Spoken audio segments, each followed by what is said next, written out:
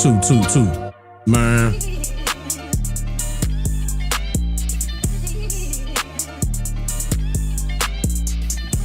Okay.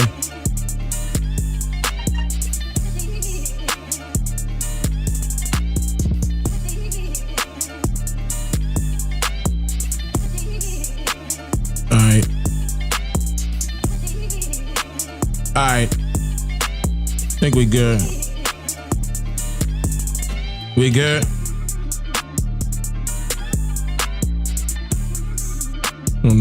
Hold on. Let me see something.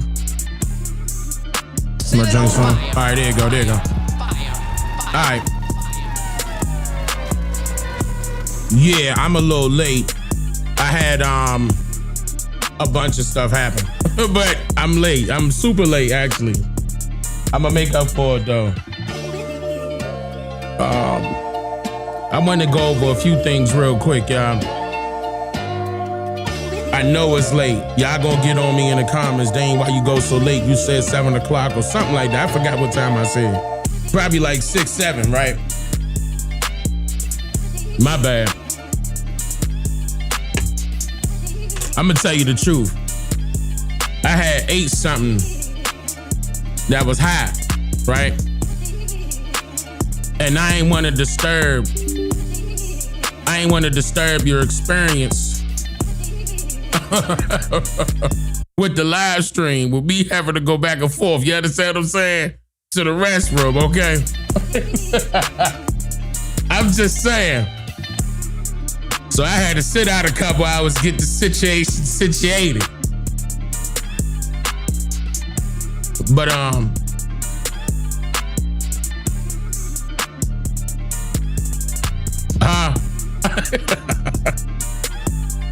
nah, everything good.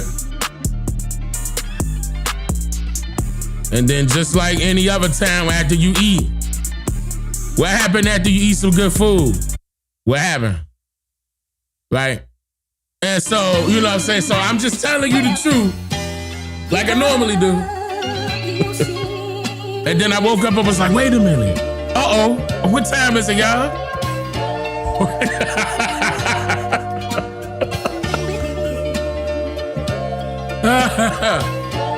Man, I'm talking about man.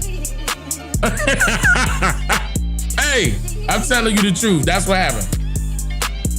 Everybody good, including me. And I hope you are too. Shout out to you. All right, so look, man. I'm gonna go, what up, Gary? I'm gonna go straight into this, y'all, because it's so much I gotta cover and it's already late and I know I'm late, but let me let y'all know right now, definitely for sure, you definitely wanna get inside of the 13% community server, especially if you wanna join the panel. Now, hopefully I'm not gonna be super late because I'm not trying to hear people's breath while they talking to me live, bruh. I'm not trying to hear their pillow. I'm not trying to hear their breath. I want them to be alert, and I don't want them putting us to sleep while they trying to explain what happened. You know what I mean? I pull them up on the panel. So what's your take on this situation dealing with Iran and the U.S. and Israel? Well, baby, I've been trying to talk to you for but it's like 2 o'clock. Don't come up here. If your voice cracking, you on the pillow, don't do it. Just wait till the next time. I know it's late. You can get on me. I know it's late, but I need you energetic now, okay? I need you energetic. So don't come up on the panel unless you energetic. Ladies, don't come up on here sounding like a 1-800 commercial. That's another thing. We need to stay focused on a subject at hand. I don't need y'all sounding like, you know what I'm saying? Huh? Fellas, this ain't the late night show. All right, well, technically it is, but not that type of late night show, okay? You still came through. That's all that matters. I appreciate that. I appreciate that, Cam. Hold up. So let me go ahead and get it situated. So this one I'm gonna show y'all, right? Y'all already know what time it is. We're gonna jump out the gate and start talking about this ASAP. I'm gonna get directly into it. I really don't want to hold nothing up. Let me make sure really quick. Y'all can hear me, right? We good? We loud and clear? Let me make sure I got this over here. Got this over here. All right, and I'm gonna move this over here. Now, man, where should I start? I'm talking about video after video. Well, I guess we should start with where we picked up. I guess we should start with where we picked up. Yeah, and it's late too. I'm gonna be stumbling over words. I guess we should pick up where we left off during the last live stream. So with BB situation, right? Y'all wanna talk about that? Before y'all wanna do that right now? All right, look. So the last time I was saying I wasn't exactly sure if they're going to announce that he's either dead or alive, right? I say, but there's multiple reports coming out stating that he's not here, right? And it was to the point where I was led to believe that he was not here. But I was like, it's not confirmed. Remember, I said it's not confirmed. And do you know these fools turned around and put out 2 videos, 2. But I'm gonna start off with the first one, and I'm gonna let this play, right? Now, when I let this play, in fact, I gotta switch it to the 9x16 because they put out a 9x16. I'm gonna let this play a few times. I ain't gonna say nothing. Let me just play it the first. I'm gonna play it the first time all the way through. Okay? I ain't gonna say nothing. This the first one right here that they put out, and I want you to look closely. Here we go. תודה. מה שאלת אותי? ראש הממשלה אומרים ברשת שאתה בכלל מת? אני מת על קפה, אתה יודע מה? אני מת על העם שלי. איך הם מתנהגים, פנטסטי. We gonna start from the מספר top. אצבעות? אתה יכול להראות לנו? פה. Wait. Hold on, pause. It's the reason why I made sure that the thumbnail has Trump has 6 fingers.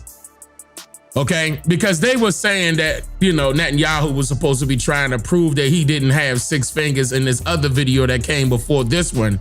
I'll show you that one here in a second because they followed up as well. But I'm gonna show you that, right?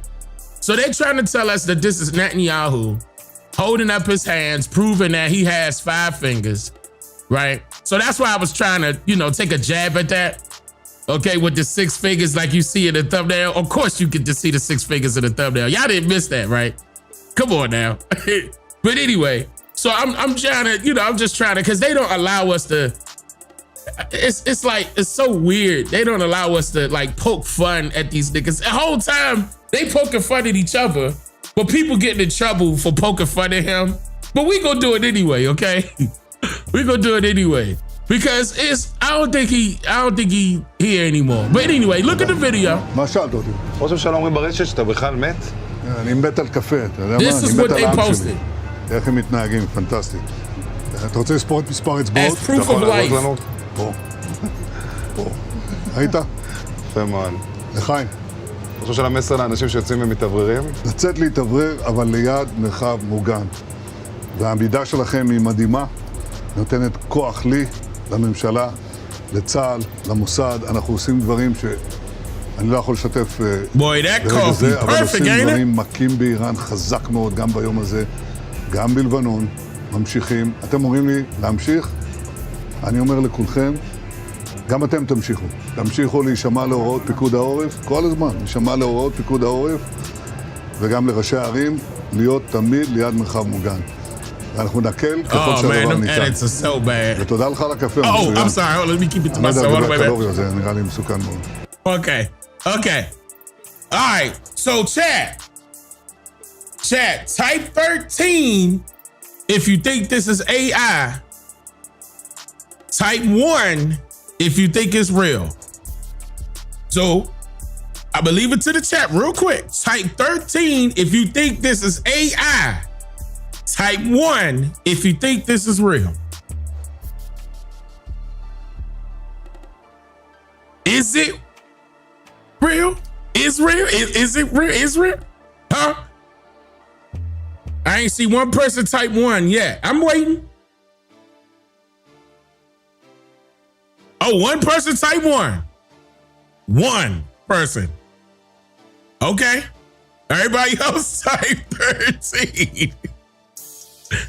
You said probably both? All right, now look. Okay, now all right, hear me out, right?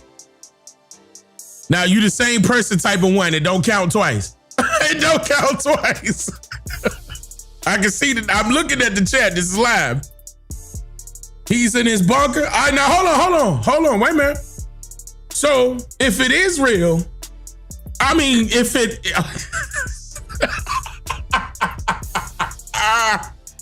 so, all right, so if it's real, let's start right here. I ain't even gonna play this. Should I play the slow down version?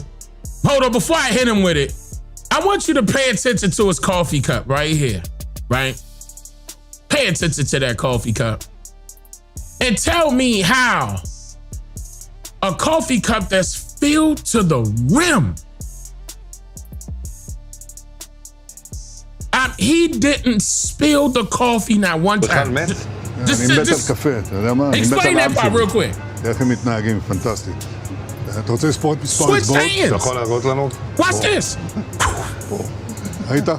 Then he takes a sip. אני חושב של המסר לאנשים שיוצאים And then ומתאווררים. it's the same amount. Look at that edit. Look at that edit. ומתאווררים. לצאת Look at that edit.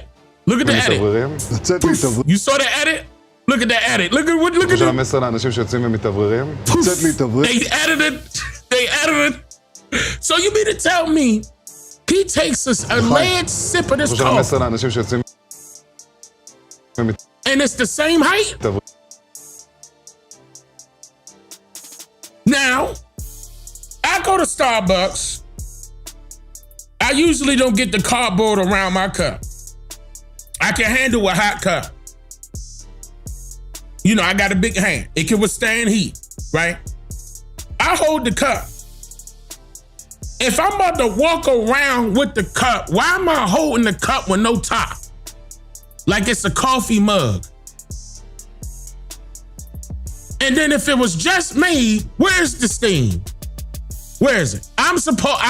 This is HD cameras. I'm supposed to see some steam.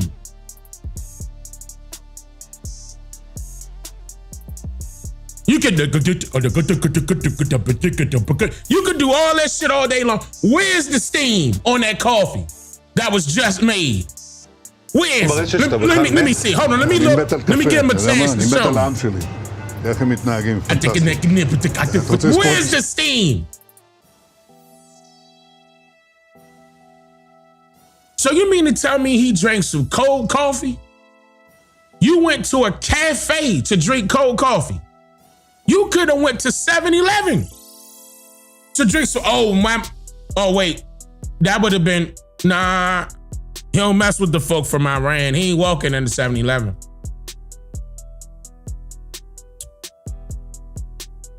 Dang, that's racist. How is that racist? It's either some East Indians or some Iranians that be owning them 7-Elevens. Am I lying? How you doing, Dane? How you doing? Sometimes they call me Dean. Hi, Dean. Hi, Dean. How you doing? What are you going to be doing today? Huh? Am I lying? What I got to lie for? And if I want to walk into 7-Eleven and get a cold cup of coffee, we got to go to the refrigerator for that. But if I want to get a hot cup of coffee in 7-Eleven, I don't care where you get your hot cup of coffee from. You're going to see steam from the heat of that coffee. You don't see it. אתה יכול להראות לנו? פה. And then the next thing I want to point out. לחיים. Now, I want you to look at his jacket. Look very closely. Hold on, let me move that thing out the way. Look very closely at his jacket. The pocket that you see. I want you to look at the pocket. And I want you to notice how the pocket bulges up before he puts his hand in his pocket as if his hand was already in his coat pocket. The jacket now. לאנשים שיוצאים Watch. ומתאווררים. לצאת להתאוורר, אבל ליד מרחב מוגן. Look closely. העמידה שלכם היא מדהימה, נותנת כוח לי, לממשלה, לצה"ל, למוסד. אנחנו עושים דברים שאני לא יכול לשתף ברגע זה, אבל עושים דברים מכים באיראן חזק מאוד, גם ביום הזה, גם בלבנון, ממשיכים. אתם אומרים לי להמשיך? אני אומר לכולכם, גם אתם תמשיכו. תמשיכו להישמע להוראות פיקוד העורף, כל הזמן, להישמע להוראות פיקוד העורף, וגם לראשי הערים, להיות תמיד ליד מרחב מוגן. אנחנו נקל ככל שהדבר תמיד ליד מרחב מוגן. תמיד ליד מרחב מוגן. אנחנו נקרים להיות תמיד ליד מרחב מוגן. נקרים להיות תמיד ליד מרחב מוגן. נקרים להיות תמיד ליד מרחב מוגן.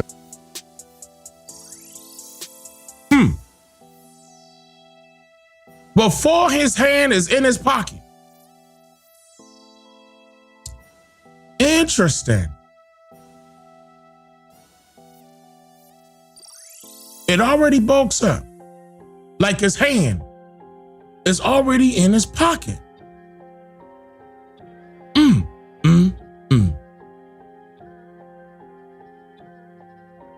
This came from his official Israeli Prime Minister account. Now, why would they lie about that, Dane? If Netanyahu is still alive, they would just show us a video of Netanyahu. And I agree with you. And I agree with you. But when you resort to showing an AI video, what's the answer to that? Well, they showed us another video, y'all. So an hour later, after this one exploded, they showed us פה this. שיר ושיר. איזה יופי. Pay attention, you might miss it. תודה לכם. תודה רבה. תודה לכם. טוב, קצת לספוג שמש. תודה לכם. של מי הכלב? איזה סוג זה? נענית, ישראלית. נענית ישראלית, כל הכבוד. טוב, גם לה מגיע קצת. ישראלית אמיתית. יאללה, לכולכם מגיע. כן, כן. יצאתם להתעורר קצת? כן. יפה מאוד. The first question I got is, why is it that his security are the only one wearing face masks as if it's COVID-19 all over again, but yet he get to come up close to these people as if it's no issue? Even in the last video, his security was wearing face masks. What is going on? I thought COVID-19 was gone. But I'm pausing it right here for a reason. His left hand, you see a ring, right? Y'all see this ring? Right here on his finger? Y'all can see that ring, right? Let me back up a little bit. Watch that left hand. תודה לכם. של מי הכלב? איזה סוג זה? נענית, ישראלית. נענית ישראלית, כל הכבוד. טוב, גם לה מגיע קצת. See that ring, right? יאללה, לכולכם מגיע. Y'all see that ring, right there? Okay. כן, כן. Watch יצאתם that ring. להתעורר Oh, קצת? whoa. Why is it not there?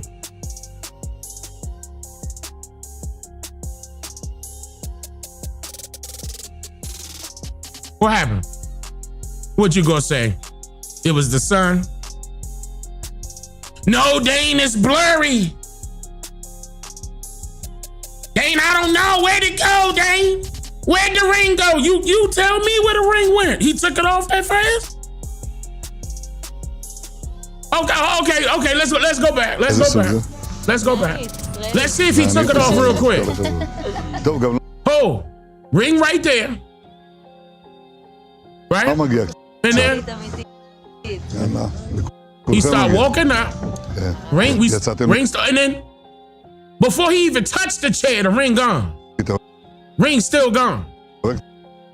Ring still gone. What happened?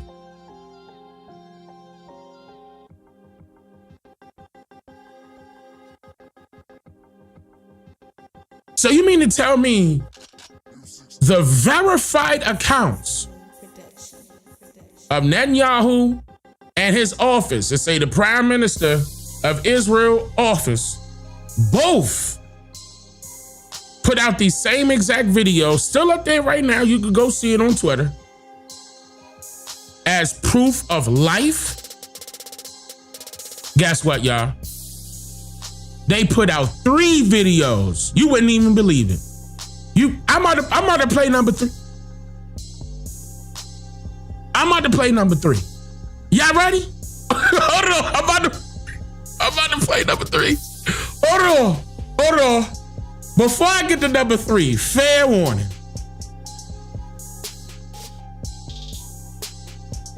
Okay, before I go to number 3, let me just say, okay, hold on.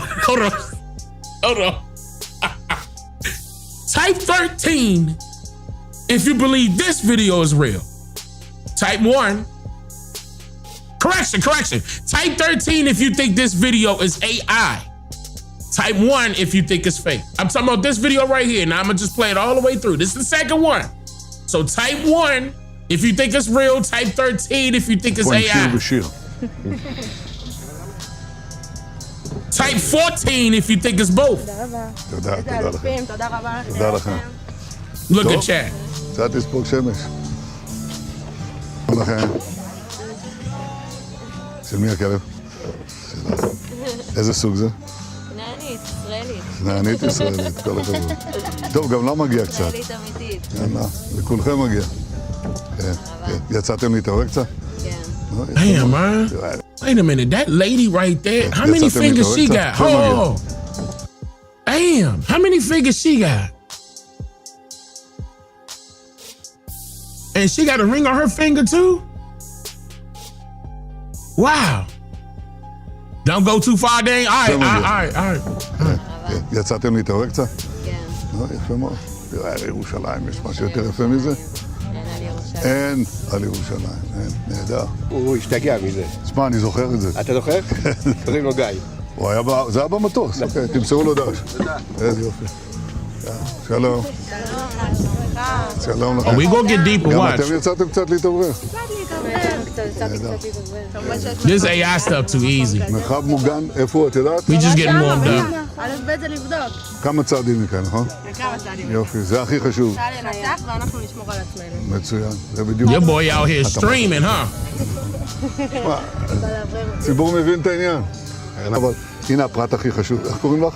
Tell my YouTube channel to subscribe. Come on, subscribe to my YouTube channel, יש לנו y'all. שני שירים כאן. See? מה ששיר ושיר אמרו, זה הדבר Everybody המרכזי. should subscribe to my YouTube צריך channel. להבין, זה דורש אורך רוח, אבל זה גם... He out here live streaming. Mic'd up and everything, right? So a lot of people said 13. Maybe like 1 or 2 people said 1. A couple people said 14. And guess what? I agree with you. It's 14. Remember, 13 for it being AI, 1 for it being real, 14 for it being both. The way technology is now, all you have to do is insert old footage into an AI program. Old footage and pictures, doll it up real nice with the command, and poof, a brand new video is created. Brand new, right? Remember, he was in the cafe, מה right? שאלת אותי? Remember that cafe? Right? We could do that same thing with anybody. We could put the new leader of Iran in there and let him drink the coffee this time. ראש הממשלה אומרים ברשת שאתה בכלל מת? אני מת על קפה, אתה יודע מה? אני מת על העם שלי. איך הם מתנהגים, פנטסטי. אתה רוצה לספור מספר אצבעות? Y'all gotta understand how advanced AI is היית? now. יפה מאוד. לחיים. אני חושב המסר לאנשים שיוצאים ומתאווררים. לצאת להתאוורר, אבל ליד מרחב... See how they look real, right? Same והעמידה cup of שלכם היא coffee. מדהימה. Okay, right? Look, I'm not playing. This is how scary AI is right now. Y'all remember Gaddafi, right? Do y'all remember Gaddafi, you know, two-stepping?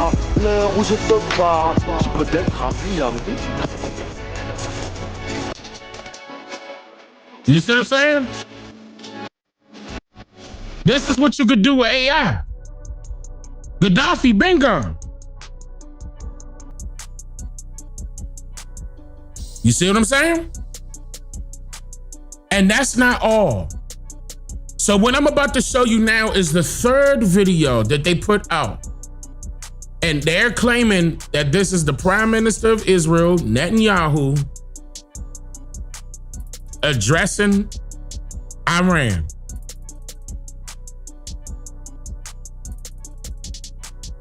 Y'all ready? To the brave people of Iran. Oh, hold up.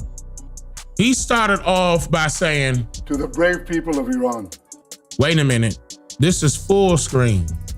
Listen, y'all, they put out two 9x16s and then a 16x9.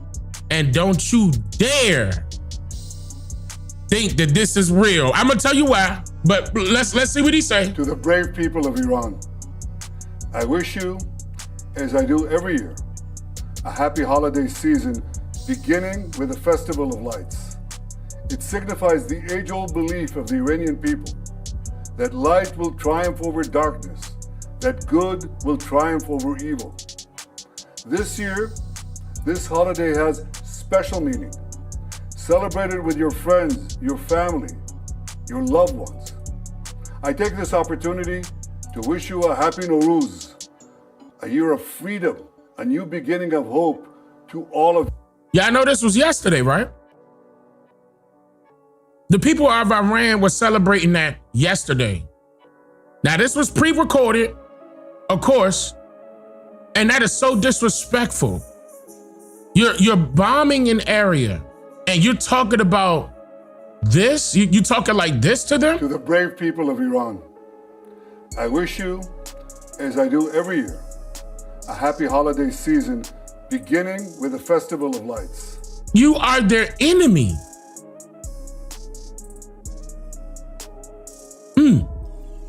Interesting. All right, I'm gonna let it To go. the brave people of Iran, I wish you, as I do every year, a happy holiday season beginning with the Festival of Lights. The flags are too shiny. Yeah, we about to talk about it. Of the Iranian people, that light will triumph over darkness, that good will triumph over evil. This year, this holiday has special meaning. Celebrate it with your friends, your family, your loved ones. All right. I take this opportunity. I'm tired of all right. Let me nip this in the bud. All right. So they put this out yesterday, and I want you to closely look at this image because I'm about to show you something that's about to be shocking, slightly. It's kind of obvious, but slightly. All right. Now I want you to peep game. This was last year, December 24th. What I'm about to play. Look closely. Y'all ready? Look. From Jerusalem, I send warm greetings to our Christian friends around the world. I wish you a Merry Christmas and a Happy New Year. From here, the Holy Land. Hold up. Y'all there? Are y'all looking? Okay, so this was last year, December 24th. This was yesterday, allegedly. Look, what's the difference? Look at the difference. From Jerusalem. Y'all see it, right? To the brave people of The From background. Jerusalem. So he got pictures at the bottom, right? More books to the right. These books allegedly are still the same that are behind his head, right? This is December 24, 2025. He's at the same spot, which was his house. We're going to talk about that in a second. I'm about to get into it, y'all. They added another flag, got rid of the pictures at the bottom. Wait a minute. Or did they duplicate that flag? I want you to peep game. Now, I'm gonna go big screen and I want you to look closely. Hold on, where the big screen at? I want you to look closely. Okay? Hold up. I'm gonna zoom in. Now, is my mouse being, okay, you see where my mouse is? Right here on the right, on this flag? I want you to look at his shadow. This entire time, I want you to see how the shadow. Okay, y'all ready? Oh, okay, hold on. Look at you see that? Okay, I'm moving it up a little bit. You see that shadow with the glare, right? On that flag, right? Keep in mind, notice I said that this flag is real, but this flag is not real. It's real. Listen, look, they duplicated the flag, moved it over, covered it up, got rid of some background, green screened him in. But okay, I'm gonna talk about why, because it's blurry around his shoulders and neck and everything too. But look at the dead giveaway is this shadow, his reflection. You said the shadow doesn't reflect his movements? Look, pay attention. To the brave people of Iran, I wish you, as I do every year, a happy holiday season beginning with the Festival of Lights. It signifies the age-old belief of the Iranian people that light will triumph over darkness, that good will triumph over evil. This year, this holiday has special meaning. Celebrate it with your friends, your family, your loved ones. I take this opportunity to wish you a happy Nowruz, a year of freedom, a new beginning of hope to all of you, my dear friends. Wow. Nowruz Piruz, Payonde Iran. Wow. Now, okay. Now, with that being said, you talking about the flag part? Right, and exactly why would the shadow, exactly, the shadow on the flag, his hand should be accounted for as well. Right, I agree with you on that. Somebody say it's the lighting. Let's just say it's the lighting. Let's just say it's the lighting. But we have more. We have more. I'm just showing you what they put out. These are the videos, these 3 videos that I just played are the videos that they put out as proof of life. Right? 2 was clearly AI. 3 known AI verifiers verified that this was AI.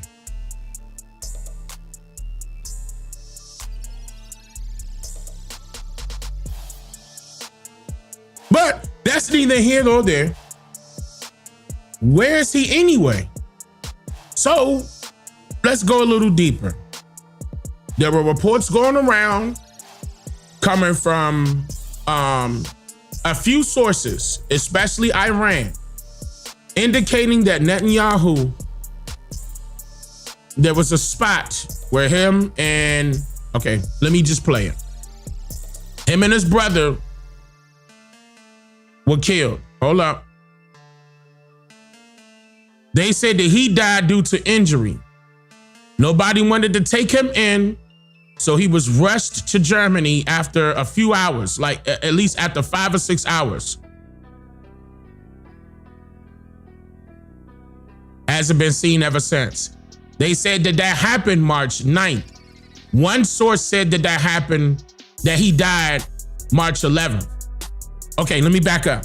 March 9th, according to reports, they're stating that March 9th is when he got hit.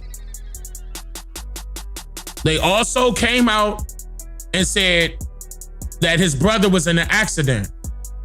I mean, his brother was in an accident. Now, his son, that same day, stopped posting on the internet.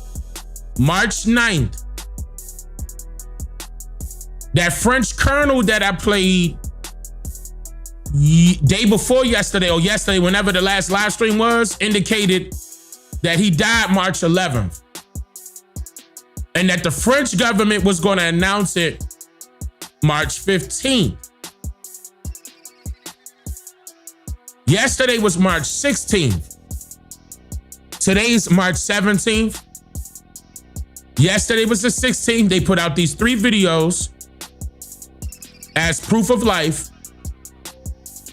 They never really confirmed nor denied if he died. But back up on March 11th, not only that French guy, that French colonel that I played during that last live stream say something about it, so does Scott Ritter. Last night, the Iranians struck the home of Benjamin Netanyahu. They killed his brother. They struck the home of Ben Gvir. He is seriously wounded, may not survive. Iran is going to start to take out the totality of Israel's leadership. This is the reality of this conflict. Israel played the regime change game. It's going to be the Israelis that are going to be paying the highest price. The Iranians are no longer wearing kid gloves. They've taken them off and they're coming in bare knuckle. They're reporting it. This is interesting. I looked it up as soon as you said it. The BBC is reporting it as Ben Gvir was in a car accident last night. Does that surprise you? They can report it any way they want. We know that his home is on fire. That was March 11th.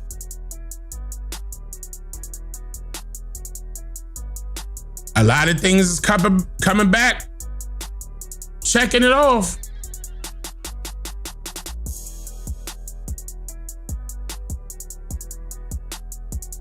So now that's not it. There's a few other things that came out as well. Now I went live in the 13% earlier, showing you guys that randomly Jeffrey Epstein created a verified TikTok account.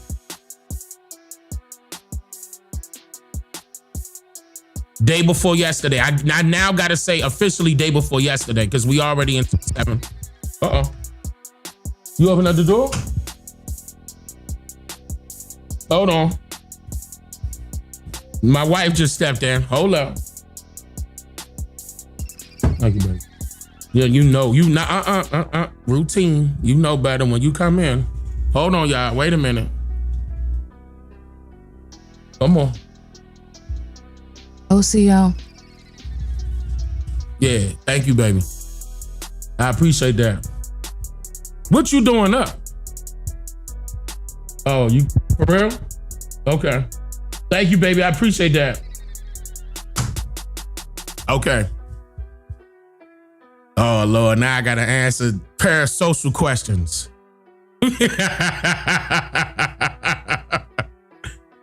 Yes, if y'all don't know, Tanisha is back. Yes, we are working on our marriage. Be happy about it. Don't be, you know what I mean? Just be happy about it. Yes.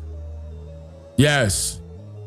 Just be happy. That's why I've been away, for a while. That's why I've been taking a break from the internet. Yes. Okay. Yeah, parasocial. But it's fine. I know y'all was worried, like what happened? Y'all should be thankful. I'm thankful. She thankful. Our children are thankful. The family back together. That's official.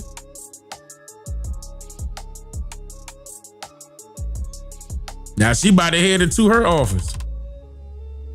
So let me get back to this. See, I heard that live. All right. And she brought me some coffee too. Here. Hold on. Let me taste this coffee real quick. Hold on. Okay. Yeah, because I'm going to be up. All right. Where were we? Oh, okay, yeah. So I just played that. So actually, let me play it one more time. Last night, struck the home of Benjamin Netanyahu. They killed his brother. They struck the home of Ben Gvir. He is seriously wounded, may not survive. Iran is going to start to take out the totality of Israel's leadership. This is the reality of this conflict. Israel played the regime change game. It's going to be the Israelis that are going to be paying the highest price. The Iranians are no longer wearing kid gloves. They've taken them off and they're coming in bare knuckle. They're reporting it. This is interesting. I looked it up as soon as you said it. The BBC is reporting it as Ben Gvir was in a car accident last night. Does that surprise you? They can report it any way they want. We know that his home is on fire. Okay. Now, I was telling y'all that randomly, TikTok saw a Jeffrey Epstein account pop up. A verified Jeffrey Epstein account pop up with over 1 million followers and was posting videos, and they were garnering over millions of views all in one day. Now, if you go back and try to find this account, it's gone. I'm gonna quickly play it really quick.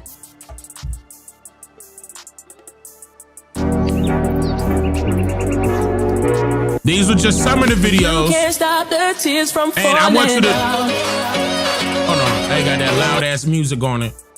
And I want you to notice something. These are just some of the screen captures of the videos that he was posting. Watch, look. Oh, go back. Watch this part right here.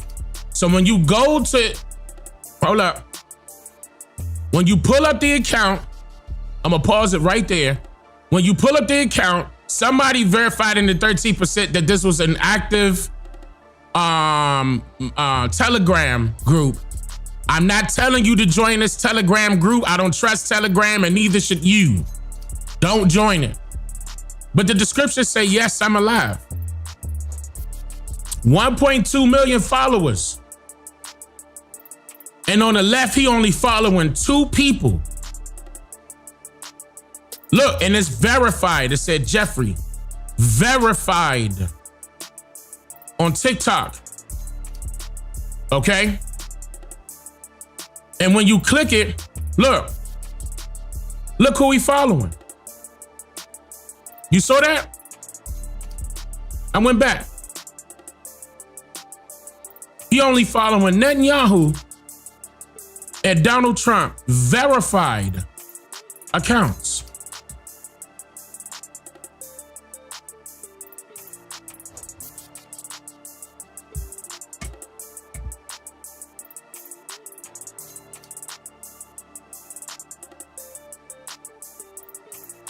You can buy verification badges.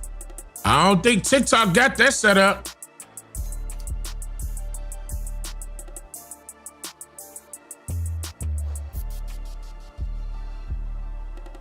I don't think TikTok got that set up. I know you could do that on Instagram. I don't know about TikTok.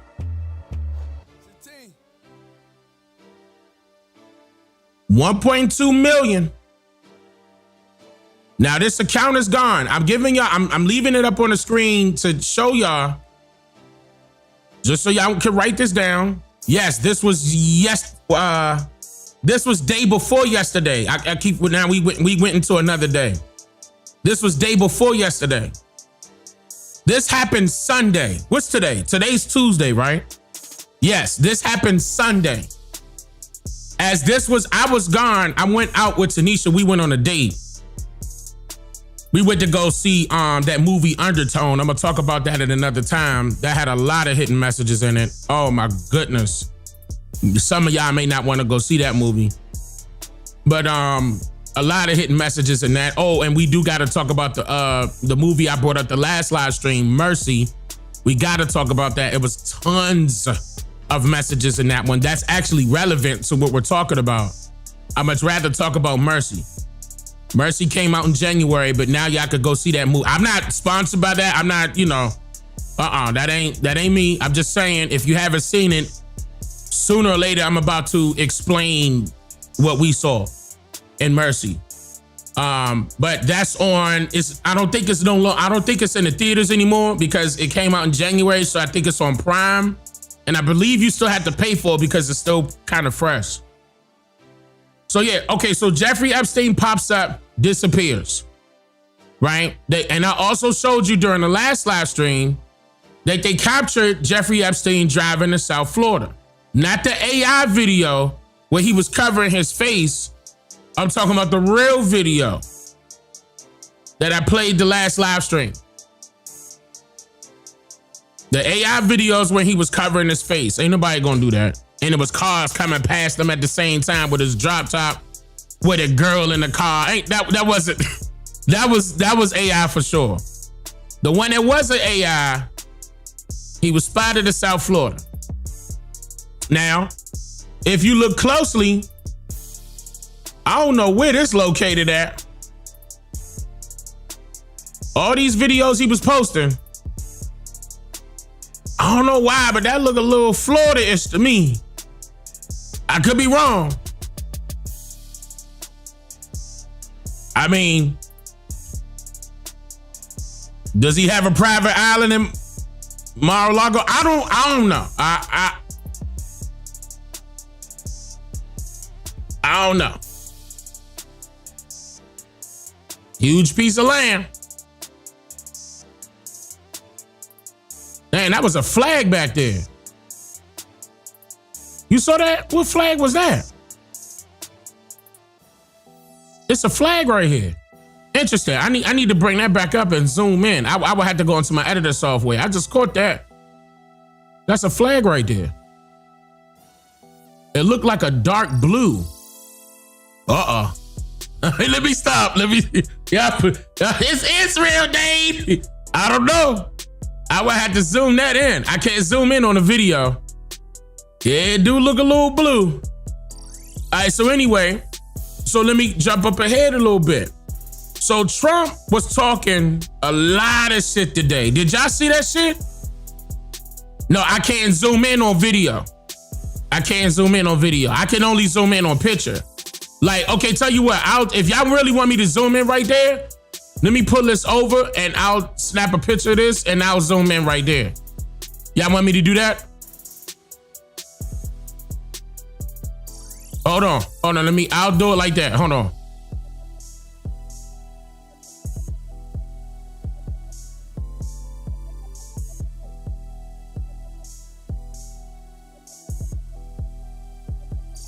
All right. Okay, so here's the picture. Now I can zoom in.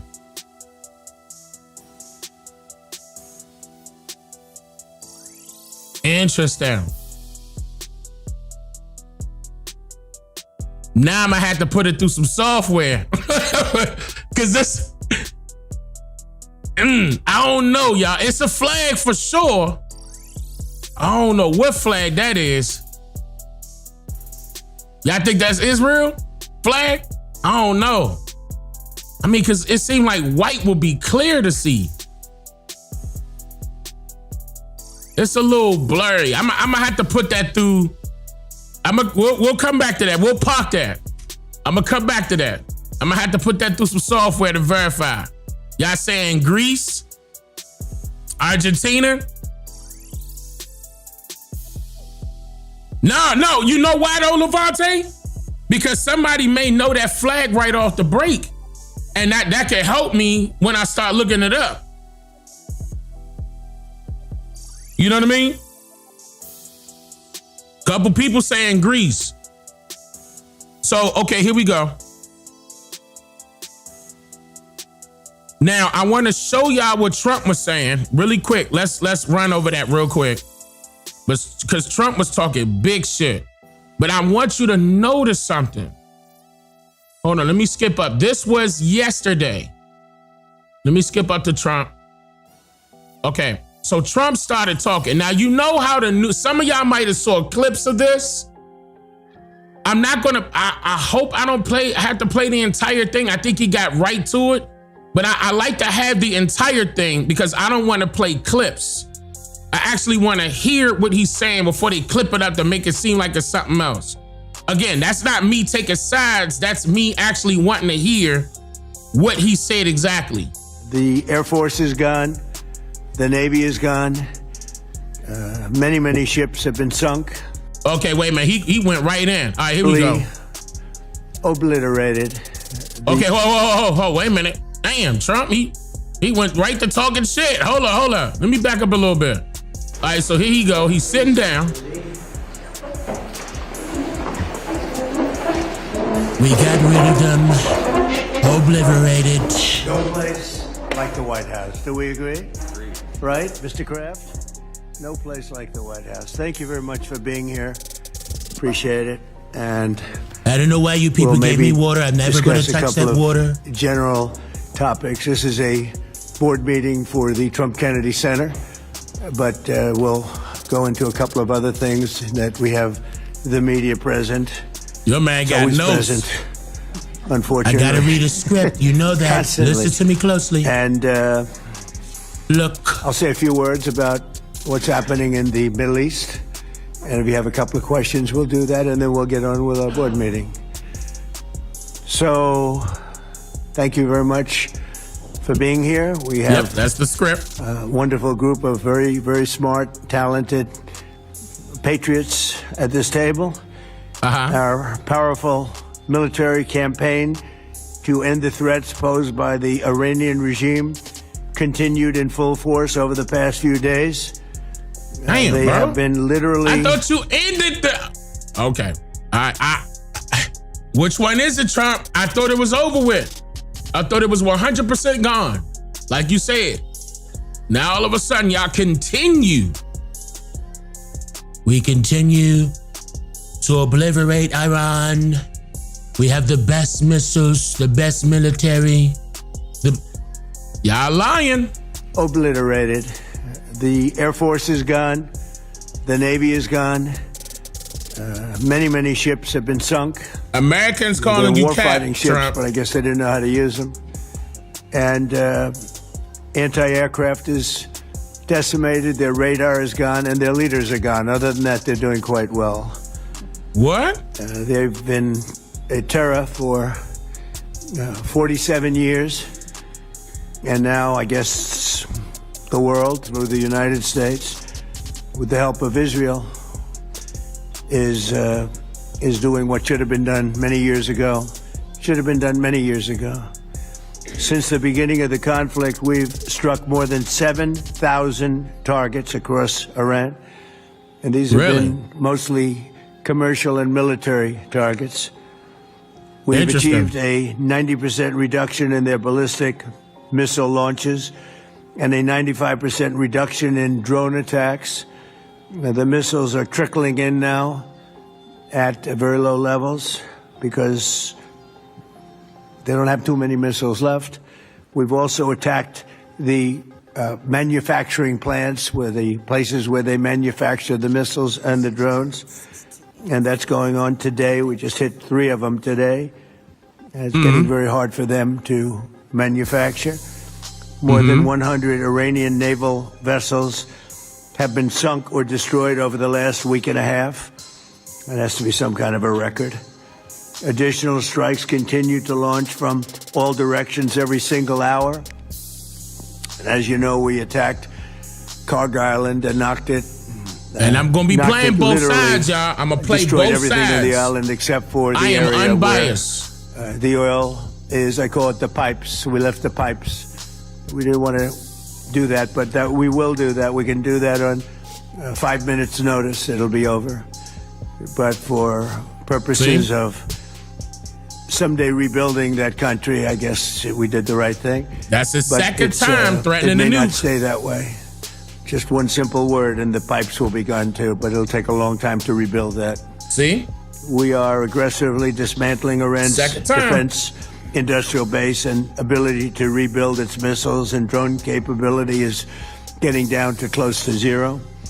And we're hammering their capacity to threaten commercial shipping in the Strait of Hormuz, with more than 30 mine-laying ships destroyed. We hit, to the best of our knowledge, all of their mine-laying ships. Now they can put them on other types of ships, I guess, and drop them in. But we don't know that any have even been dropped in. We're not sure that any have been. That's a big negative for them if they do it. It's a form of suicide. But we don't know that they have dropped any in. But we've hit all 30 of their ships and destroyed them. They're all at the bottom of the sea. Wait a minute. We strongly encourage other nations. So which one is it? You economies- just double talked right there. You said that they do have them, and then they don't have them, and then wait a minute, they don't have them, and whatever ship it was, we know it's at the bottom of the sea. What? Depend on the strait far more than ours. You know, we get less than 1% of our oil from the Strait. And so what's some the problem? countries Why are you over there then? Japan gets 95%. China gets 90%. He just admitted that we only get 1% of our oil from the Strait. Then why are we over there? You just told on yourself. Why are we over there? Many of the Europeans get quite a bit. South Korea gets 35%. So we want them to come and help us with the Strait. See? We have it in very good shape. The countries, I said, we've already taken care of Iran, but now, because of the fact that literally a single terrorist can put something in the water or shoot something or shoot a missile, a small missile, and it's fairly close range because it is a tight area, and which is one of the reasons they've always used that as a weapon. Iran has always used that as an economic weapon, and it's not going to be able to be used very long. Numerous countries have told me they're on the way. Some are very enthusiastic about it, and some aren't. Some are countries that we've helped for many, many years. We've protected them. Update. All countries backed out of helping him on the Strait. All of them. The only one that was hesitant was France. He still didn't give a word as of right now that it's official that he will send troops over there to the Strait. Every single one of them said no. From horrible outside sources, and they weren't that enthusiastic. And the level of enthusiasm, it matters to me. We have some countries where we have 45,000 soldiers, great soldiers, protecting them from harm's way. And we have done a great job. And when we want to know, do you have any minesweepers? Well, would rather not get involved, sir.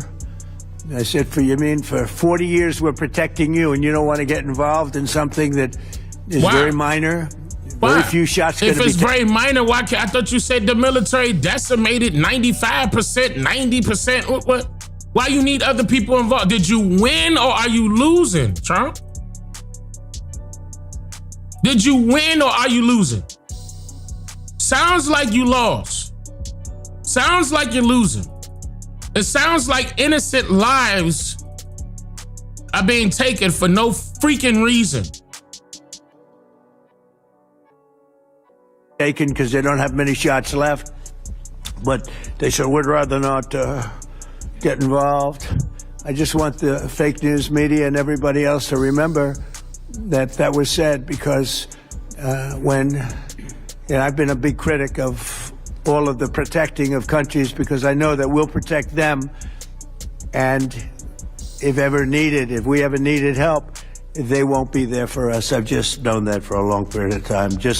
Okay, 2250. I'm gonna come back to this. Here go the European Union rejected President Trump. This is not Europe's war, whoa. This is not Europe's war. It's not Europe's war. This is not Europe's war. And remember what I said in my last live stream. I said these are two regimes jockeying for position of power. It's not the Western European regime. It's the Israeli regime. Or at least they're trying to become one with the U.S. help. That's why the Western Europeans, they ain't trying to get involved. This ain't got nothing to do with them. So again, she said... This is not Europe's war. This situation in the region, we have the Operation Aspides, as I said, in the Red Sea. The discussion was that it should be strengthened because it doesn't have too many naval assets. It should have more. But the discussion on whether we are, also extending this mandate to cover the Strait of Hormuz, to go north from the Muscat line, there was no appetite from the member states to do that. As I said, this is nobody wants to go actively in this war, and of course everybody is concerned what will be the outcome. So the EU said, hell no, to Trump. All right, so let me come back. What we say, 2250? Just like I knew about the Strait, that it would be a weapon, which I predicted a long time ago, predicted all of this stuff. You guys were very generous in that. I predicted all of it. I predicted Osama bin Laden would knock out the World Trade Center. I made that prediction a year before he did it. I said, you better get him. He's a bad guy. I watched him be interviewed one time, and I said, that's a bad guy. You better get him. 1 year before, exactly. I wrote it in a book. You can even check. About a year before the World Trade Center then came down. Trump. President Clinton actually had a shot at him, and he didn't take it. Unfortunately, I'm not blaming him for that, but he didn't take it. And Trump, you know better than that. Knocking down the World Trade Center, but I predicted that too. I predicted a lot of things. We strongly encourage other nations whose economies depend on the Strait for blood. I mean, you know, these people literally need it. 95%. I'm going to tell you right now, if 9/11 was real, then why y'all not taking 757s to go knock down the rest of their buildings if y'all out of ballistic missiles? Because you telling me a 757 or whatever plane you want to claim that was took down the Twin Towers? Meanwhile, it was multiple reports on the ground stating that they heard bombs coming from the basement and it went down demolition style. Even when ballistic missiles hit these areas, we see it on film. It's not going out demolition style. It's collapsing, but not like a domino effect.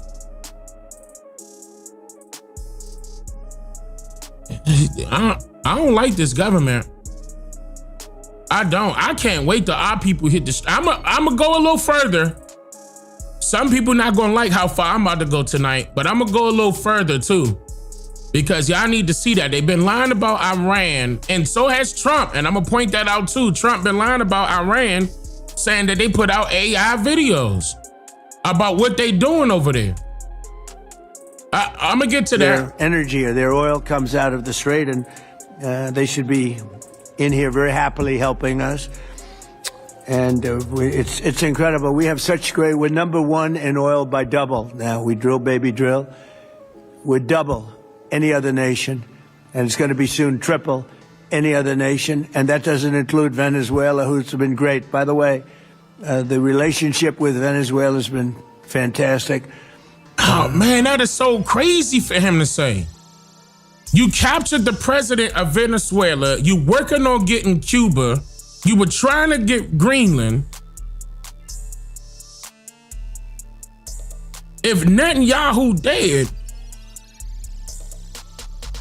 is Trump building his own regime? Or is there somebody behind Trump trying to build a new regime? Is this NWO? And he just the face?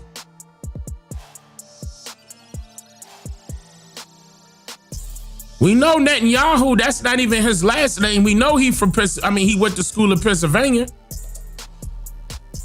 He graduated from high school in Pennsylvania. This fool got dual citizenship, verified.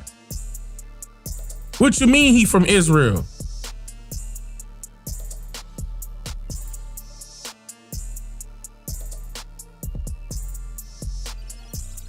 Okay. Millions, literally millions of barrels of oil are being taken out, and it's been a great help, and it's been to their great benefit. The president has done a really good job. We get along with him really well, but we've taken out millions of barrels of oil and brought to Houston and other places to the refineries. We have refineries set up specifically for that. And it's been a great relationship, and more and more is happening. It's a tremendous oil source, and we're stepping it up very rapidly. The big companies are going in, and they will actually numbers in a pretty short period of time. Numbers that they've never been able to do. We'll be doing. There's a lot of oil under that land. We strongly encourage the other nations to get involved with us and get involved quickly and with great enthusiasm.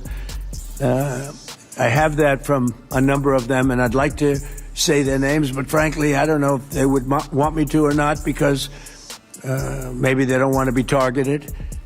But I say, wouldn't matter if you're targeted or not, because this is a paper tiger that we're dealing with now. It wasn't a paper tiger 2 weeks ago. It's a paper tiger now.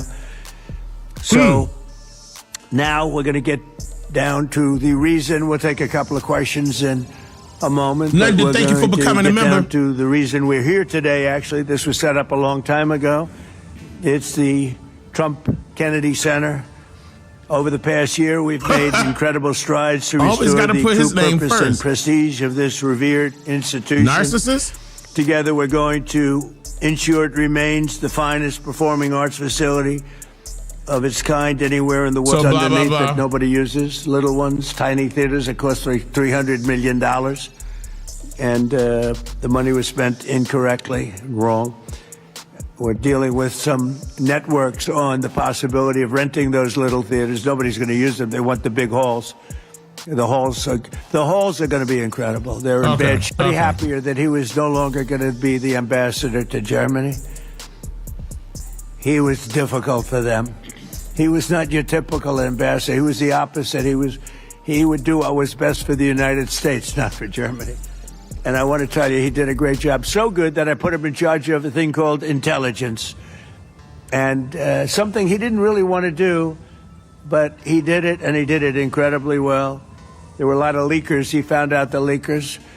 And when he didn't find out who the leaker was in a certain area, he fired everybody. And he went into one. Somebody had to do it. He never opened.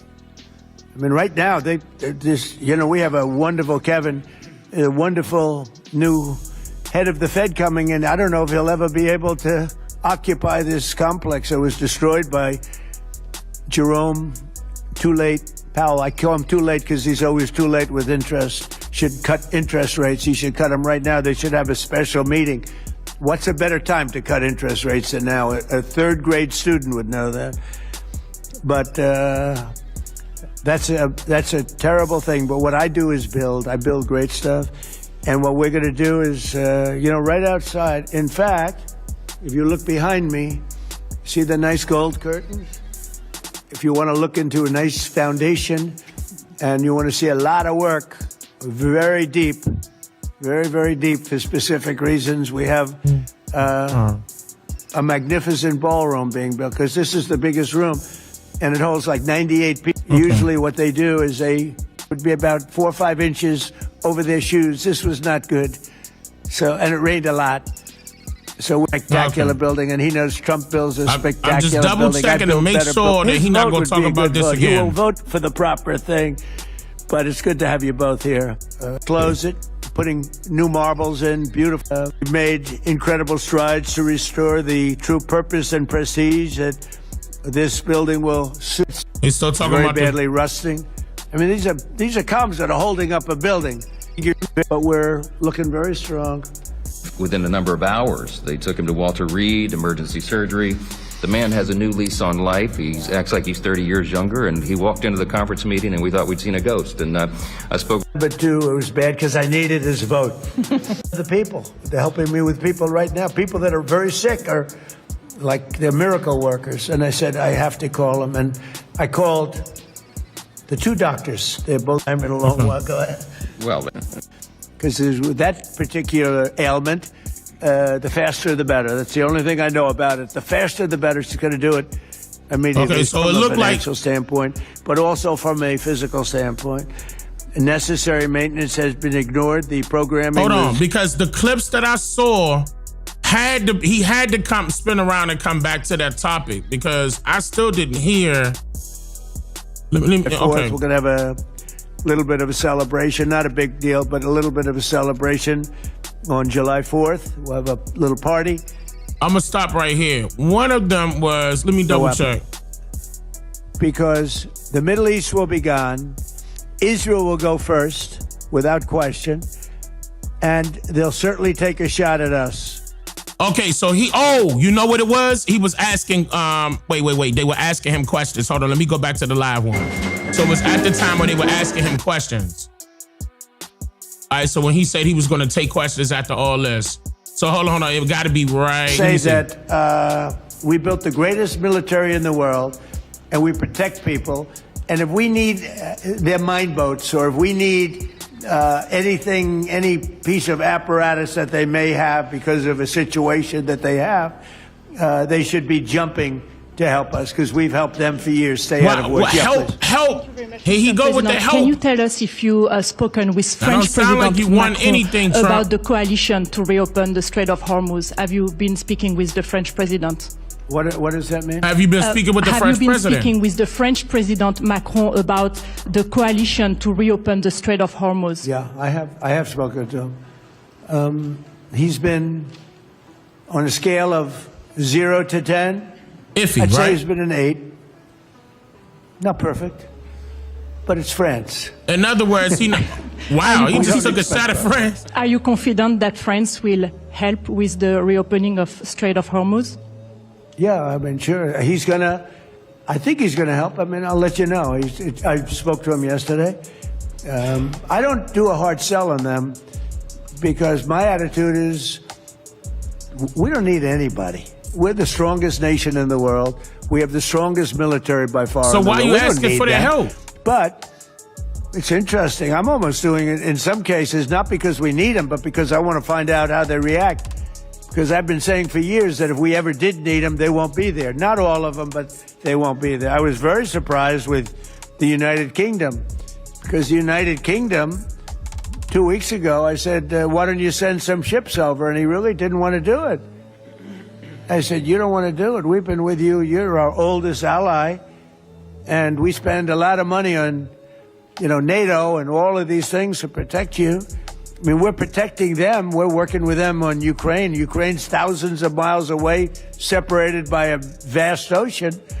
We don't have to do that, but we did it. Well, Biden did it. I mean, I have to be honest with you. Biden got taken to the cleaners. But we worked with them in Ukraine. We don't need to work with them in Ukraine. And then they tell us that we have a mine ship around, and they don't want to do it. I think it's terrible. No, I was very surprised. I told him, we requested 2 aircraft carriers, which they had, and he didn't really want to do it. And then right after the war essentially ended, meaning they were obliterated, he said, I would like to send the aircraft carriers. I said, see, some people would take it as if Trump is trying to see what other people would do for the United States, because the United States is doing so much for other people. That's one way to take it. But if you really don't need the United States, wouldn't you want, the help of your allies at this time, and you, the United States, wouldn't you want to show the other countries that you still got it? You still got the strongest military ever. We have the strongest this and the biggest that. Wouldn't you want to show your balls at this point? If you really wanted to? Like, well, we really don't need them. If you don't really need them, okay, then prove it. Let them go, oh, wait a minute, they really didn't need us. That's right, that's what he said, but we completely obliterated Iran. It don't look good, I don't need Trump. them after the war has ended and won. I need it before the war. So I was very upset not upset, I was not happy with the UK. I think they'll be involved, yeah, maybe. But they should be involved enthusiastically. We've been protecting these countries for years with NATO, because NATO is us. You can ask Putin. Putin fears us. He has no fear of Europe whatsoever. Stop. Now, Putin came out. And responded to Trump. I'm gonna park that. Remind me to play Putin's video. It was everybody was responding to Trump today, even Iran. And I don't want to miss that. I want y'all to see Iran's response. He fears the United States of America and the military that was built by me in the first term. Yeah. You mentioned the significant amount of oil that China derives from the Middle East. What is the status of your conversation with President Xi in terms of getting China to cooperate, in terms of making the Strait of Hormuz safe for those oil tankers? Yeah. So and China got Iran's back. They get 91% of their oil from the Hormuz Strait. You hear that? They get 91% of their oil from them. So you think they gonna have your back? You got another thing coming. Y'all wondering where Iran getting its hope from? Look at China. If you ever think Iran is going to lose, I'm talking about you got a mental problem. This war is not ending tomorrow. This war is not ending next week. This war is not ending next year. Iran has China as backup. Yeah, and Russia. That's what I'm saying. You playing, but you not gonna play with China, bruh. Again, China own America in a way. I might as well say, like, I know a lot of people saying United States of Israel, but all of these people are in the same bed, but they all jockey for position, right? They're all foreigners, okay? They're all foreigners, and now they're fighting for regime change. They want a regime change now. We wanna, okay, let's not cross that bridge until we get there type shit. But now they forcing them to get to that bridge. They either want certain people at the top. Netanyahu wanted Trump at the top. Remember, he came out his own mouth and said he wanted him to be a world leader. World leader. So even if Netanyahu not here, he's supposed to still fall up under that regime. Netanyahu's son still has not said anything since March 9th. Donald Trump has been on camera every goddamn day. We haven't seen Netanyahu live since March 9th. Matter of fact, since I played that video with him and Hannity from Fox 5, we haven't seen him since then.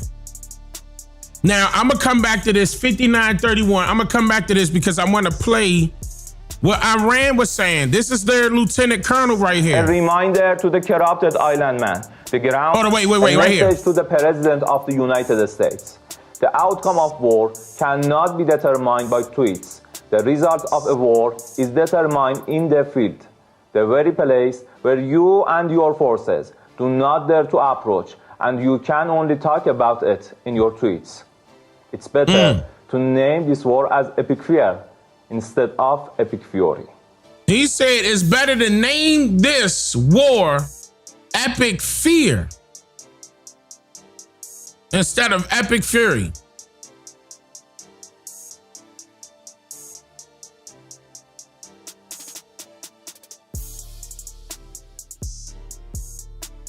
He go to Iranian foreign minister. When we say we don't want a ceasefire, hold on. When we say we don't want a ceasefire, yeah, I said that right. It is not because we're seeking war. It is because this war is moving real quick.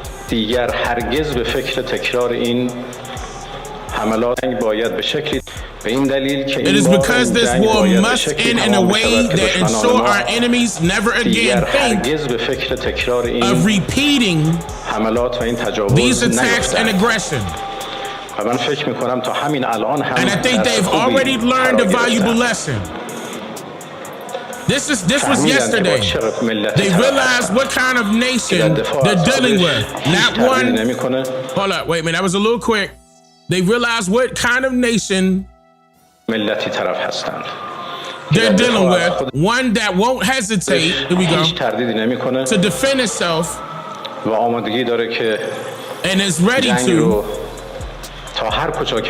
take this fight as far as necessary. This is them responding to Trump yesterday. Iran don't sound like they crying to me.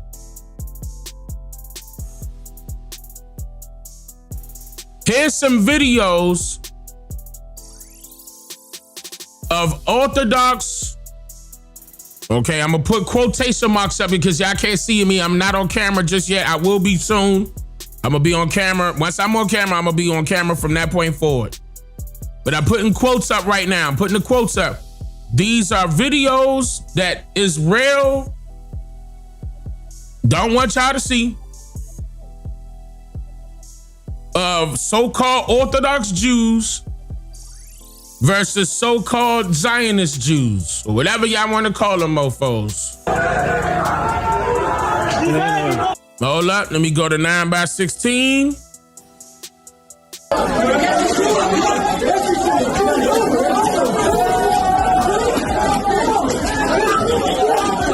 Yesterday.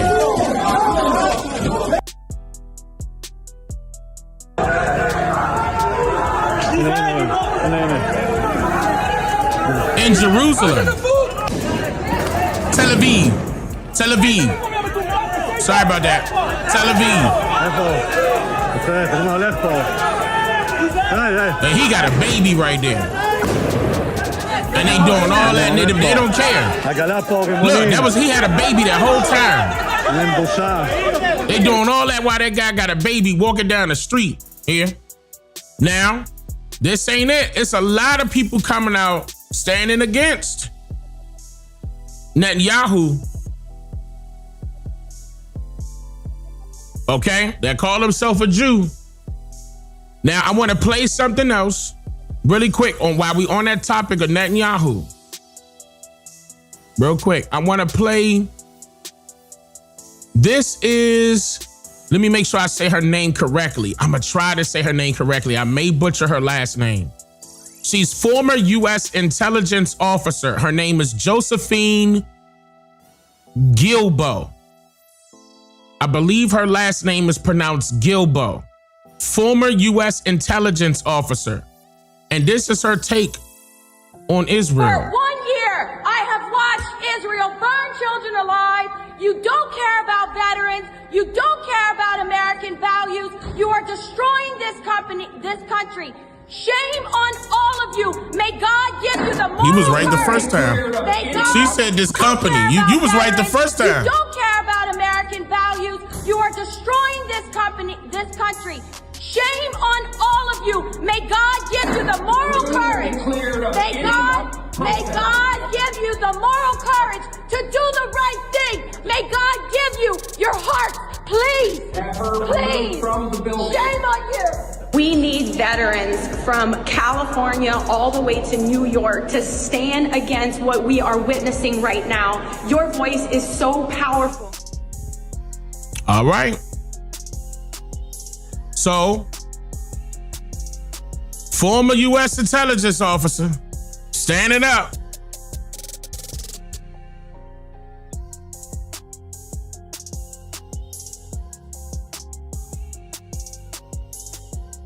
I'm letting that sink in.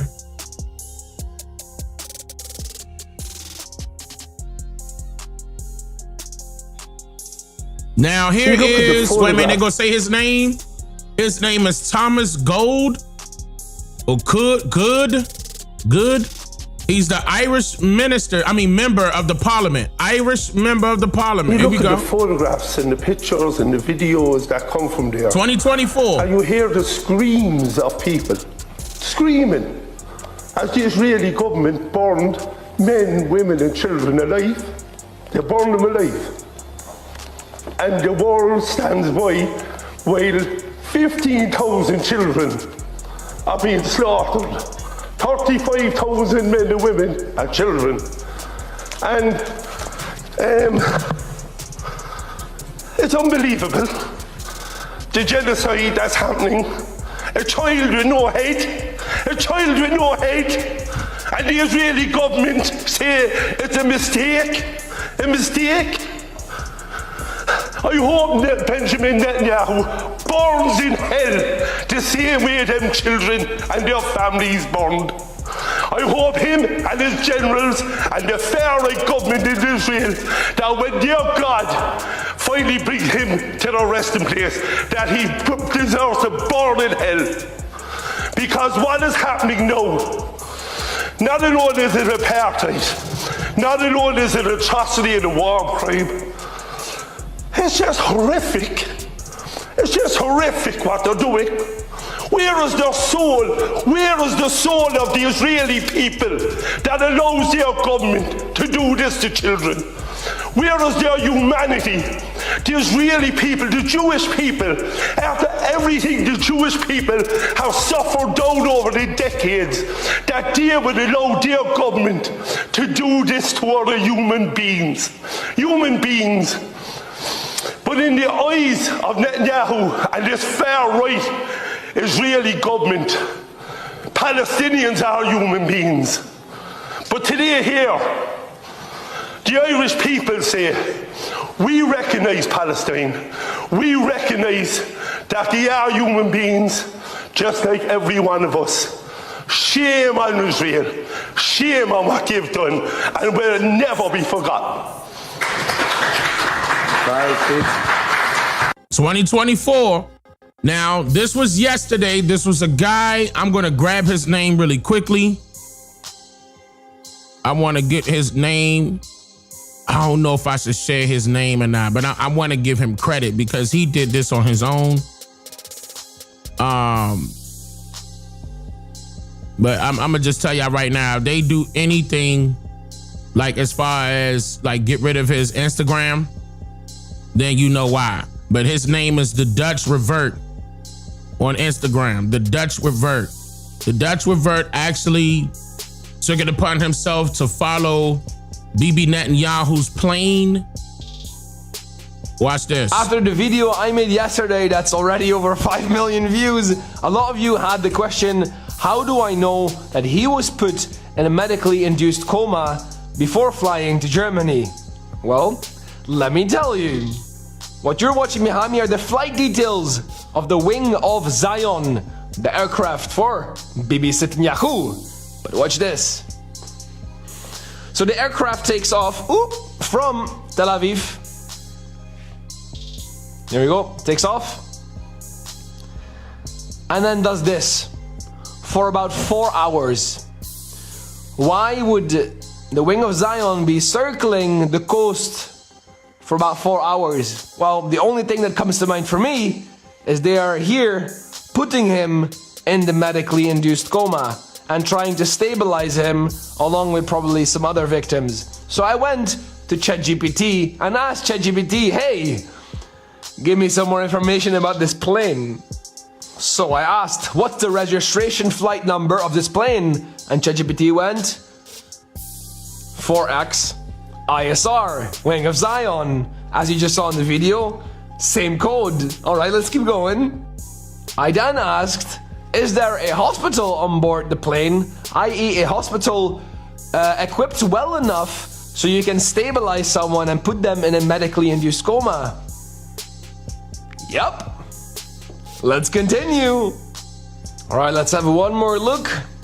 Right there, 4X ISR confirmed the Wing of Zion. But let's look at the flight path, because he circles the coast of Gaza for about 4 hours-ish and then proceeds to go to Europe. So let's wait for him to fly to Europe.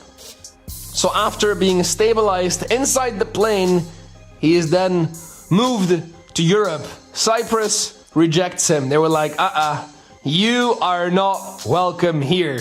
He then flies to Greece, and Greece is like, no Malacca, try Italy. We don't want you here, Malacca. Keep going. So they come to Italy. Italia! And Italia was like, no, ma che cazzo, e affanculo, keep flying. Maybe France. No, France also, nope. You gotta go to Germany. Of course, Germany will accept the Zionist Nazi leader. Yeah. So he arrives in Berlin, where he then allegedly spent some time in hospital with his 6 fingers and eventually passed away, not only because of his injuries, but allegedly also because of negligence. All right. Now, that's the reason why I got Trump with 6 fingers in the thumbnail, okay? So it's like basically we were all like, hey, y'all not reporting on what happened to Netanyahu. And it's a lot of people from Iran to Russia to, who was that? We saw a couple pieces from China. A lot of them were reporting that he's gone, and his brother. Oh, and people in the US as well. So Again, that's still not confirmed by our media. Okay, so I don't know. I'm just going off of what I'm seeing. I believe he gone though. I believe he gone. Now, I remember when I showed y'all this, y'all probably didn't see that because this was at the tail end of the live stream. Candace Owens said there is a cover-up afoot regarding the health of Bibi Netanyahu. The United States government should be addressing this head on, but there is a directive to stay mum. What's going on? Haven't they lied enough? Now, Candace went live today. I'm not going to play that. I'm going to have to clip some of that stuff up. Candace went live today, and she was addressing this situation as well. Everybody still don't know. We don't know, if he is alive or if he isn't. But we're all saying the same thing. We still believe that if he is alive, why isn't he showing himself? The same question that the news media is asking about the Iran leader. Okay, hold up. They're saying that the new Iran leader, which is the son of that guy, what's his name? I know I'm about to butcher his name, but the supreme leader of Iran, the one that they killed, his son was in place. They saying that he got injured. Somehow, I don't know, okay, but he hasn't been seen. And the news media is on top of that. That's Fox 5, that's CNN, Face the Nation, all of them.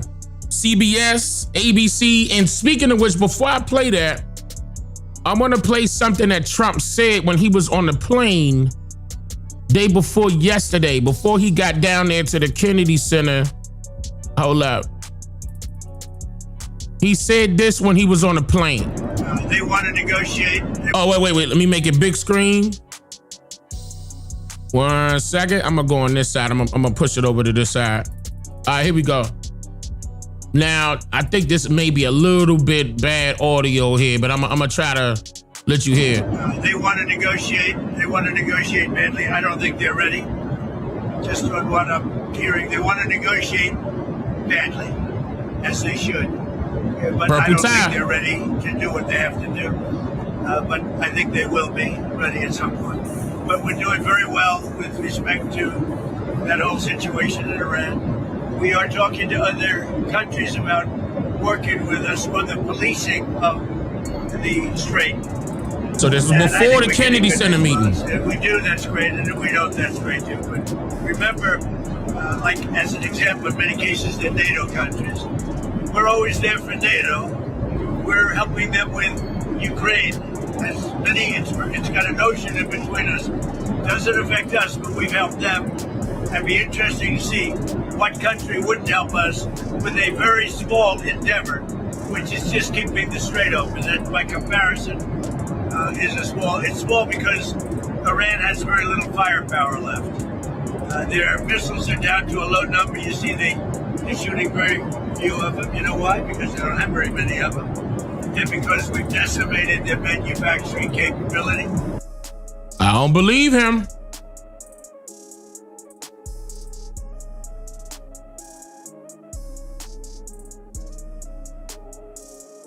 He was on a plane again. They played this one.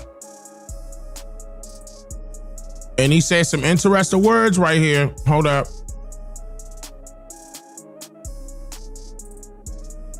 I want to play that one real quick before I move forward.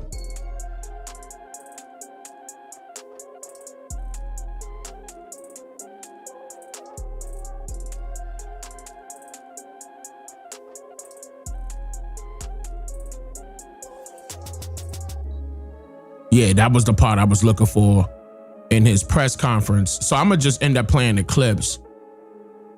I need to move that over because I want to play the clips real quick. Okay. Yeah. And now let me go back. My apologies, y'all, because I do want to play the clips. Victoria Gatenby is in Doha. Victoria, you are monitoring. Hold on. I need that. Okay. That's not it. Hold on.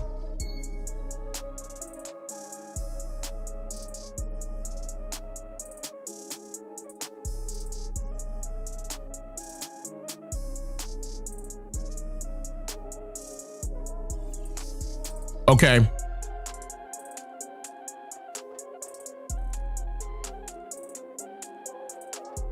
My apologies. I should have moved this over earlier, but I got a lot of videos right here.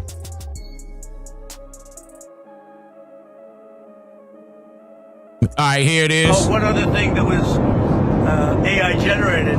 They showed about 250,000 people in a square saying how much they love Khomeini. Now listen.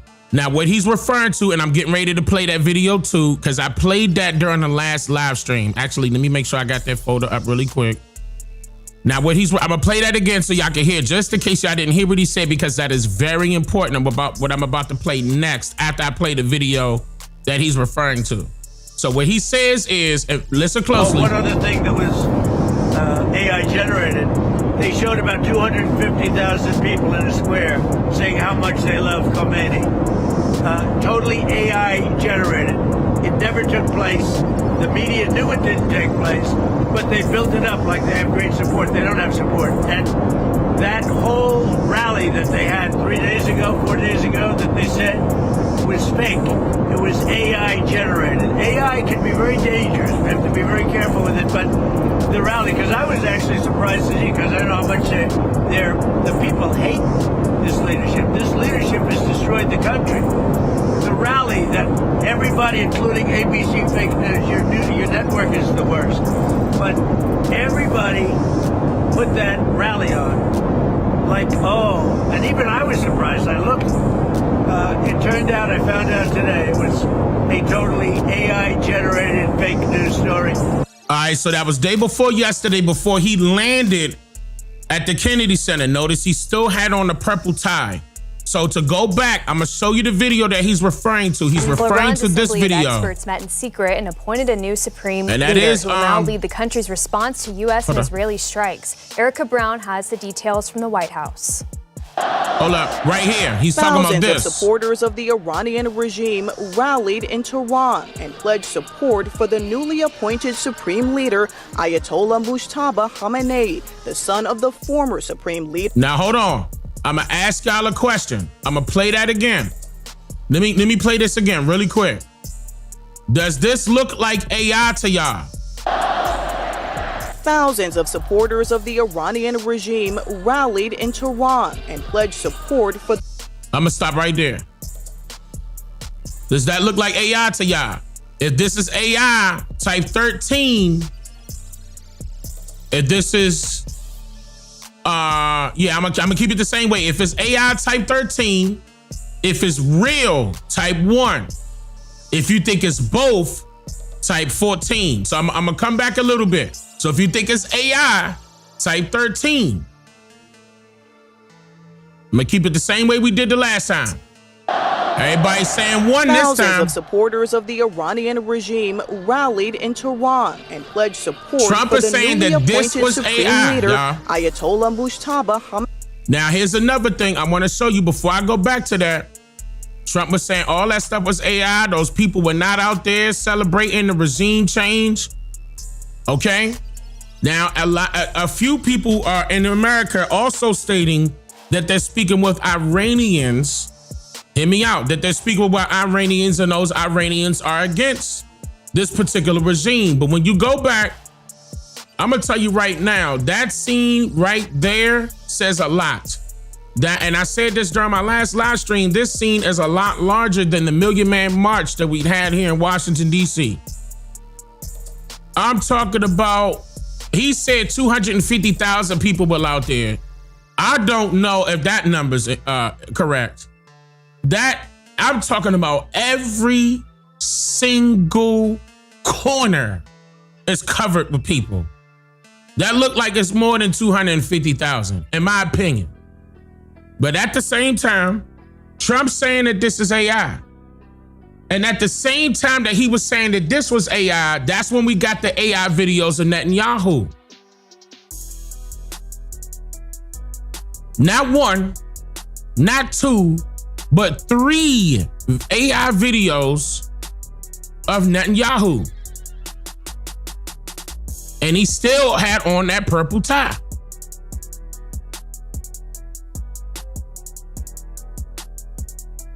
One more time. I'm gonna let y'all hear Trump say that one more time and calling ABC fake news, all that. Just one more time. Oh, one other thing that was then I'm gonna show you something generated. Else. They showed about 250,000 people in the square saying how much they love Khomeini.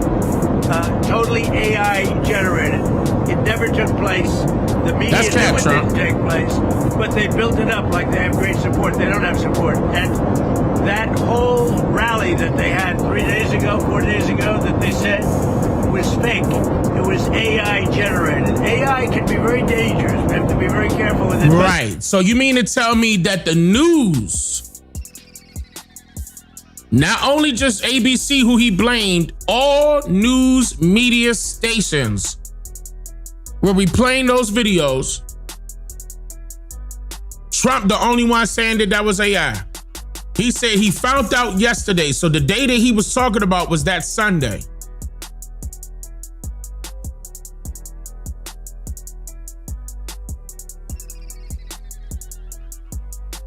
Keep that in mind. That was the day I didn't go live. That was the same day everybody was saying, That Yahoo, something up with him. Then the next day, them AI videos came. Now he claiming that it's AI. Cover up. Now here go another video. Is he gonna say this is AI? This is the Iranians take it to the street. Right here. I'm getting ready to play. Now in their language, basically what I looked up is saying that they demand revenge and no compromise, no surrender. They're demanding revenge, no compromise, no surrender. They are saying something about America, but I couldn't make it out. It was like something America. It could be fight America, but I couldn't make it out based off of my closed captioning. Here we go.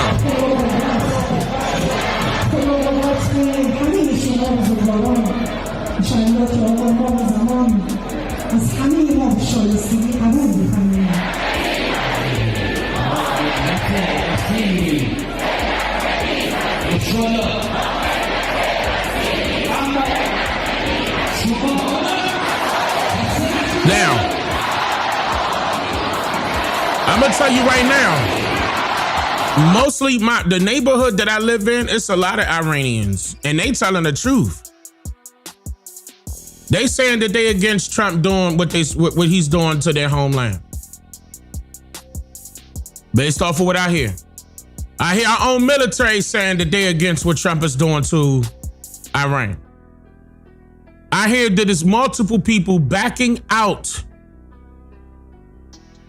of going to Iran because that's what they're trying to push to do, to put troops on the ground in Iran, and that right there will cause World War III. That right there will cause World War III. If Trump forces the troops to touch the ground in Iran, that right there will cause World War III. And that's what we don't want. That's what we don't want that. Iran don't want that. China don't want that. Russia don't want, nobody wants to go that route. Nobody. They probably gonna wait a while before they announce that something happened to Netanyahu. I would love for them to do something to show us that Netanyahu's still alive. All right, and then we could say, all right, fine, he's still alive, right? But if he dead, why he quiet now?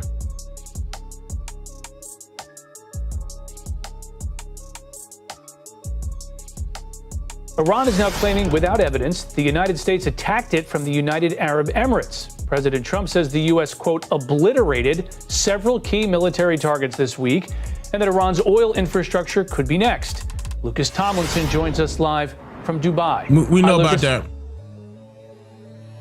This is the part I wanted to play. Truly a nation of great terror and now, because this was the part of the meeting I was trying to play.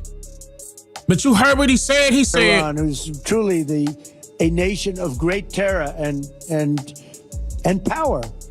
Look what happened in the last 2 weeks. They weren't supposed to go after all these other countries in the Middle East. Those missiles were set to go after them.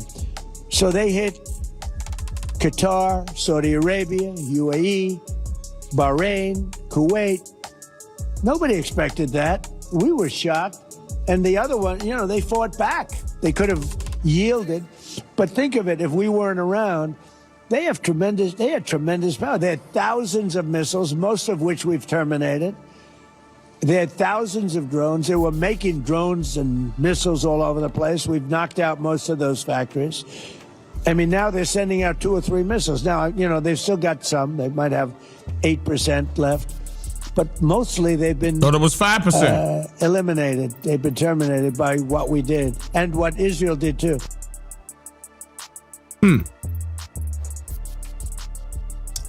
Trump saying Iran is using disinformation and AI.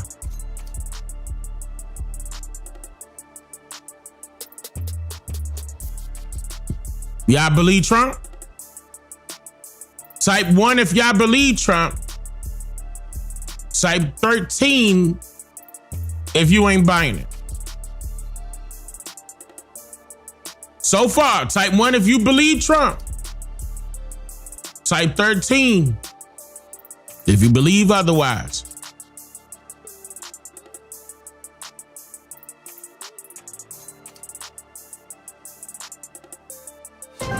I'm Margaret Brennan in Washington, and this week on Face the Nation, the consequences of the war in Iran are increasingly reverberating across the globe.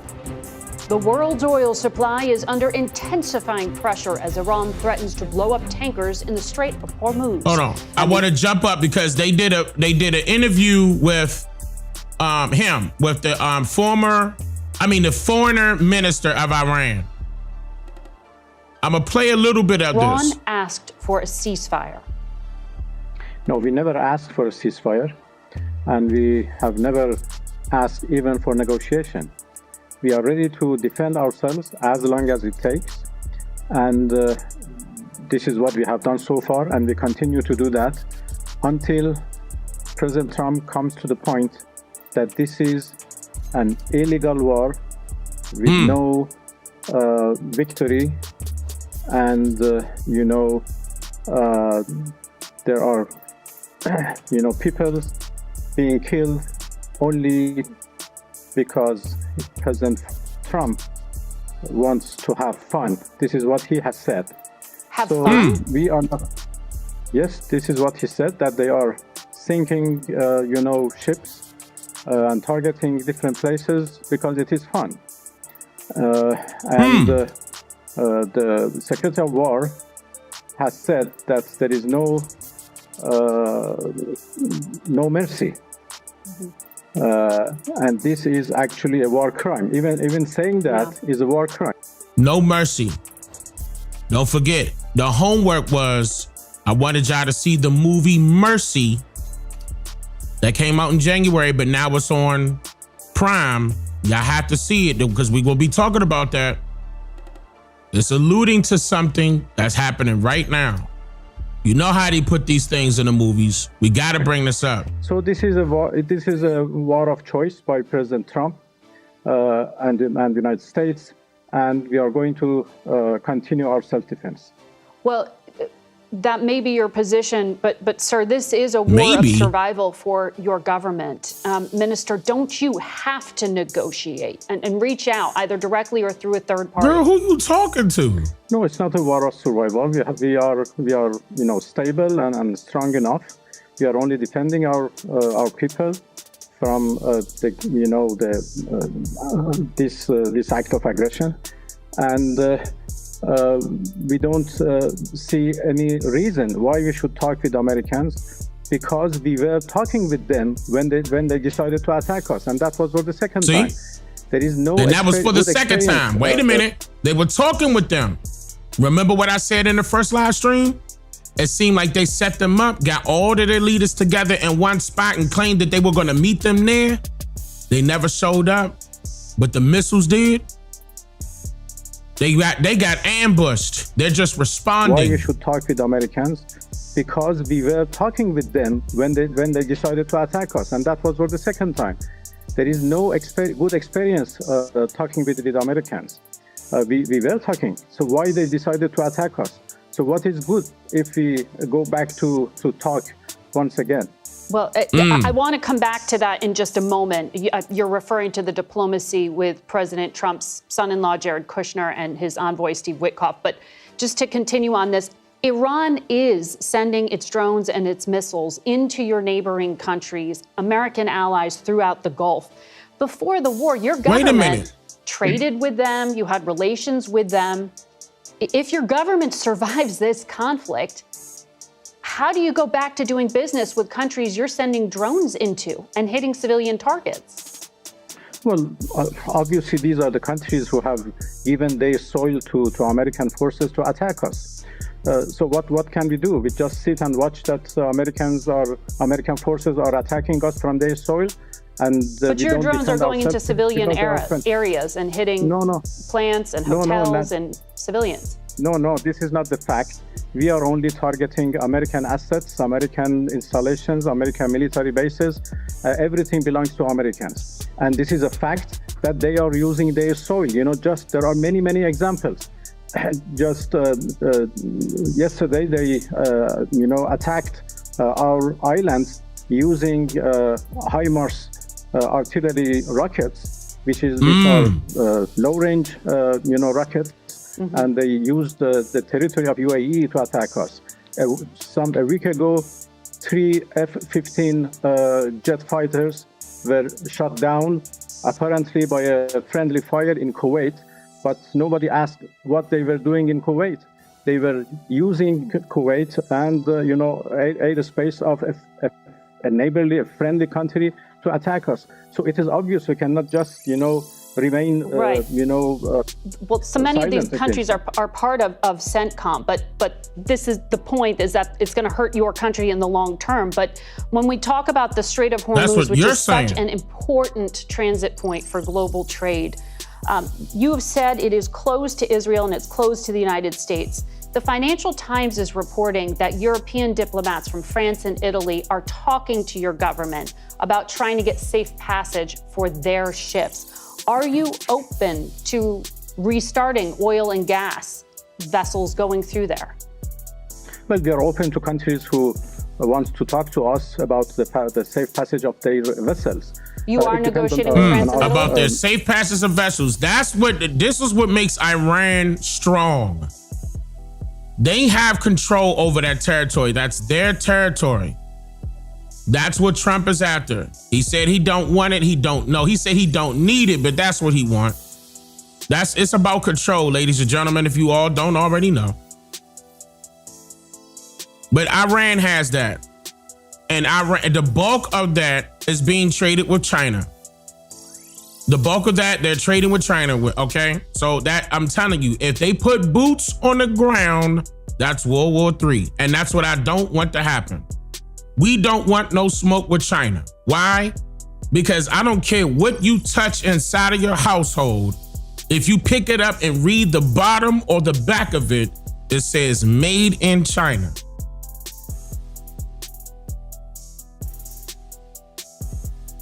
It's the last person we want to deal with.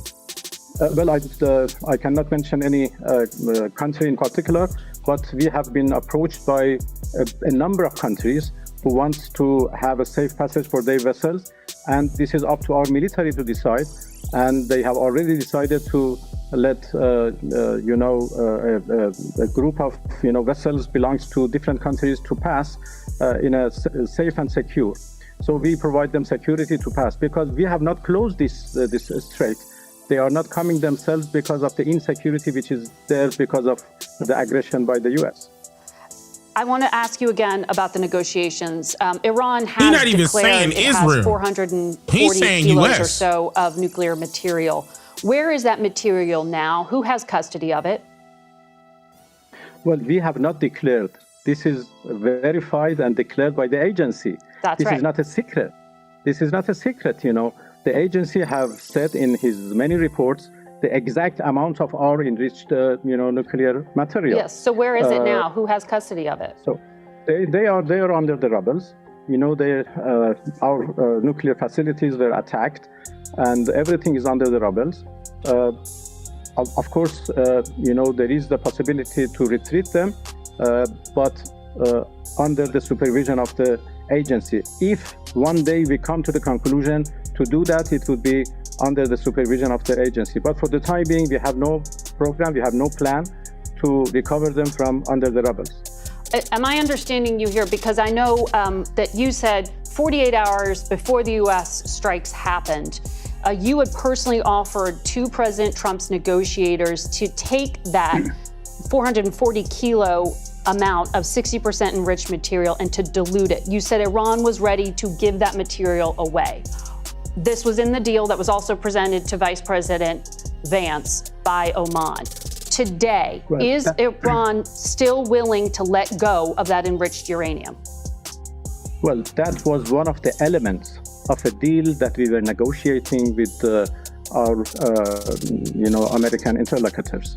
That element dealt with the question of Iran's 60% enriched material. And I offered actually that we are ready to dilute those enriched material or down blend them, as they say, into lower percentage. So that was a big offer, a big concession, in order to prove that Iran has never wanted nuclear weapons and would never want them. Are you willing to give that up now? Never wanted nuclear weapons. There is nothing on the table right now.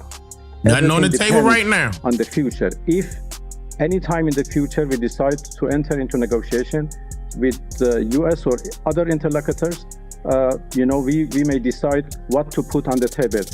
For the time being, nothing is on the table. There are at least 4 Americans being held at Evin prison that we know of, including a journalist, Reza Valizadeh, and Cameron Hekmati, a 61-year-old man. What is the status of those Americans? Are they safe? I'm pretty sure they are, but they're going to be in jail. If the U.S. and Israel do not attack our prisons, I guess they are safe. So he did say Israel right there. He said if the U.S. and Israel doesn't attack their prisons, then he guessed they're safe. You got to understand that. You got to understand that. They on defense, not offense. Sir, we are running out of time. I can see the internet is going in and out here. I just do want to point out, you're speaking to us via Zoom.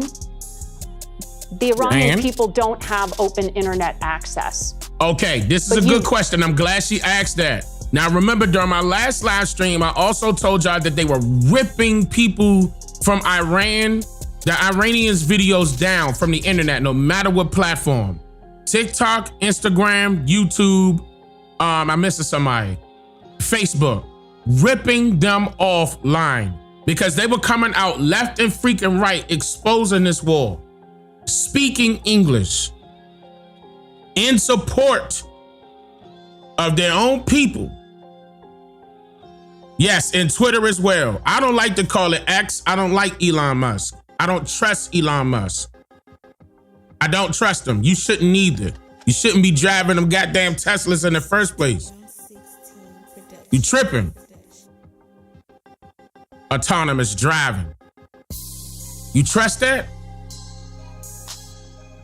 That steering wheel is not mechanically connected to the wheels. How are you trusting that vehicle?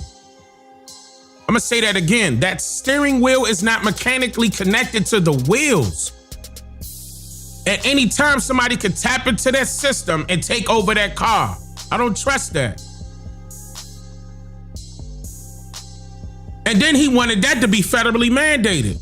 Luckily, Trump got rid of that because it was just about to be federal by way of Biden. Yeah, I don't trust that at all. You ain't no way in the world you gonna, I wouldn't buy that car for $20,000. Out your goddamn mind? Do.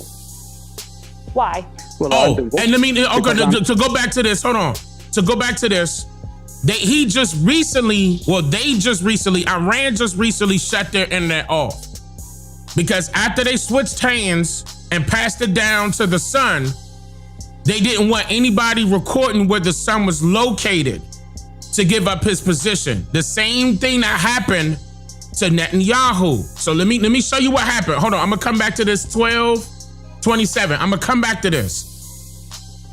So this is the video that got Netanyahu in trouble. This was an Israeli journalist. He was on site Right here. Right now, in one of the locations that was attacked, you can see. And gave up Netanyahu's location. Prime Minister Benjamin Netanyahu, who has visited this place.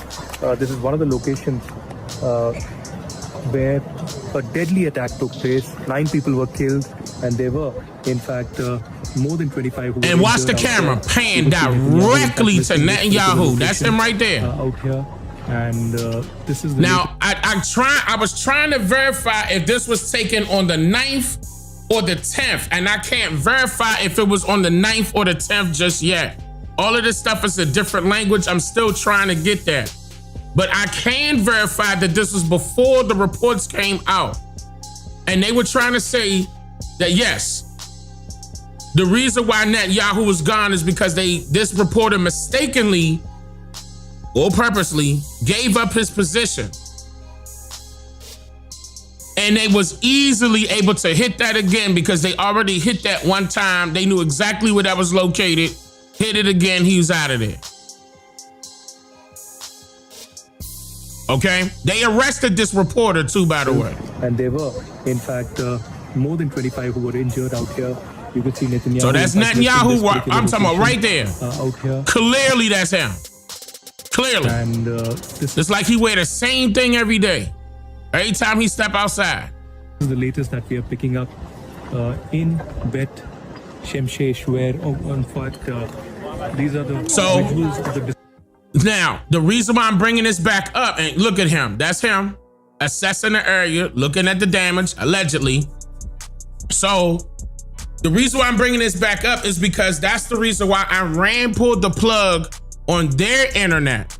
They did that on themselves for that reason, to protect their and they mad, Trump and them like, well, we haven't seen him. Where is he? We don't know if he's alive or not. They not gonna show him. They just not. And that's in their best interest. What'd I say, 17? Wait, where's the video? Wait, hold on. What'd I say? What number was it? Damn it. I can't remember. 1227? Okay, 1227. Hold up.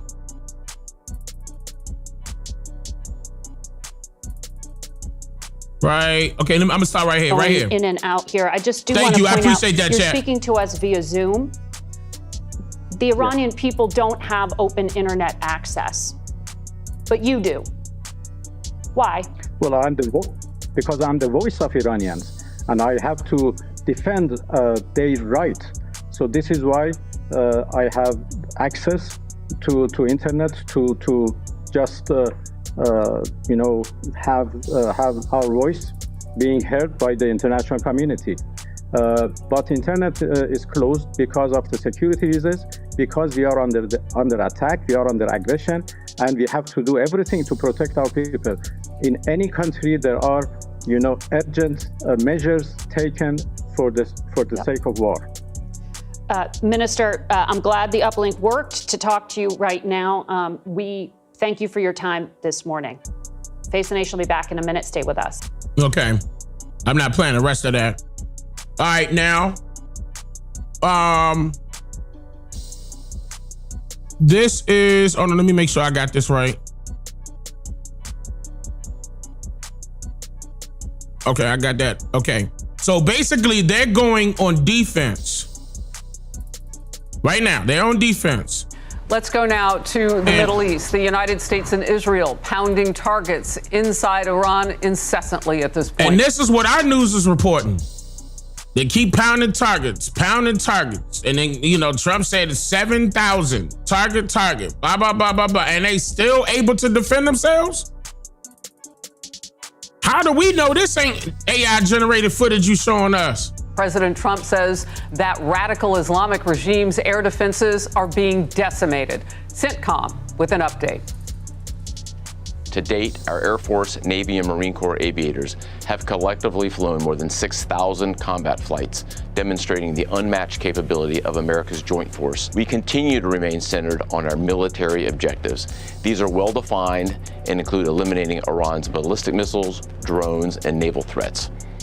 It's one thing to defend by striking launchers and intercepting missiles and drones, but it's another thing to eliminate the wider manufacturing apparatus behind them. And we are doing that today. Let's take a look together. Before and after photographs show the destruction of the Iranian military infrastructure, from drone factories to storage depots. The scope of the conflict is widening now. So from left to right of your screen, what was and now what isn't. Israel announced the start of ground operations targeting Iran-backed Hezbollah terrorists in Lebanon today. And I'm going to ask Israeli Foreign Minister Gideon Sa'ar about that in a moment with an exclusive here on the Faulkner Focus. First, let's go to Trey Yinks in Tel Aviv. Trey.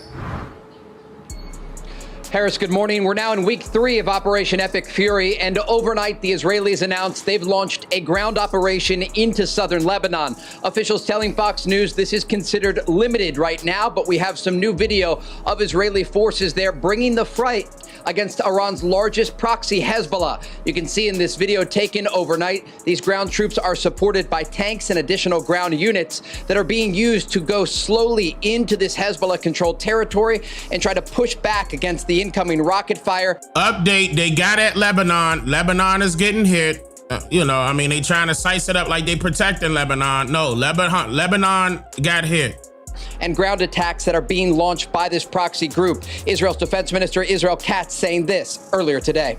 And they couldn't intercept all of them. The IDF has begun a ground maneuver in Lebanon to remove threats and protect the residents of the Galilee and the north. Netanyahu usually be right here with his little army defense team, the little meeting. They usually be right there with them every single time. Now all of a sudden, this particular one, he ain't there. The hundreds of thousands of Shiite residents of southern Lebanon will not return to their homes south of the Litani region until the safety of the northern residents is guaranteed. The Israelis still striking Lebanon across the board, hitting the Dakhil neighborhood of southern Beirut. You can see the aftermath video. Look at that. That ain't no military facility or nothing like that, right? But Israel wanted this. Here, so they giving this it back is a to Hezbollah Israel. stronghold where the terror group uses buildings to launch their commands for attacks against Israel. Even earlier today, sirens sounding across northern cities amid incoming drone and rocket attacks. The Israelis still looking to the east, though, where they are launching alongside U.S. forces new strikes against the Iranian regime, targeting infrastructure in the capital of Tehran and also going after many of those ballistic missile launching positions in the western part of the country. They say they've taken out 70% of those launchers so far. International focus, though, still remains on the Strait of Hormuz amid incoming Iranian attacks. I'm confused as to the reason why they're not showing anything that happened in Israel. And we got plenty of videos of Israel getting hit. That's interesting. Against Gulf countries, and a new statement over the weekend by Iran's foreign minister. And that's people's houses. The Americans are asking for other countries to come and help them so that the Strait of Hormuz remains open, which, of course, from our perspective, it is open. It is only closed to our enemies, to those who carried out unjust aggression against our country and to their allies. And there's nothing wrong with that. It's easy for the foreign minister of Iran to say that the Strait of Hormuz is open to vessels that are traveling through. What he didn't mention is that the Iranians are launching surface-to-surface missiles and drones at vessels in the Persian Gulf. Harris? Yeah, that's an important part. The fact that they're still on the offensive at this point in terms of energy. Great reporting as always. Why you want them to stand down? Even the news trying to get people to believe that these people should be standing down and not protecting themselves from an enemy.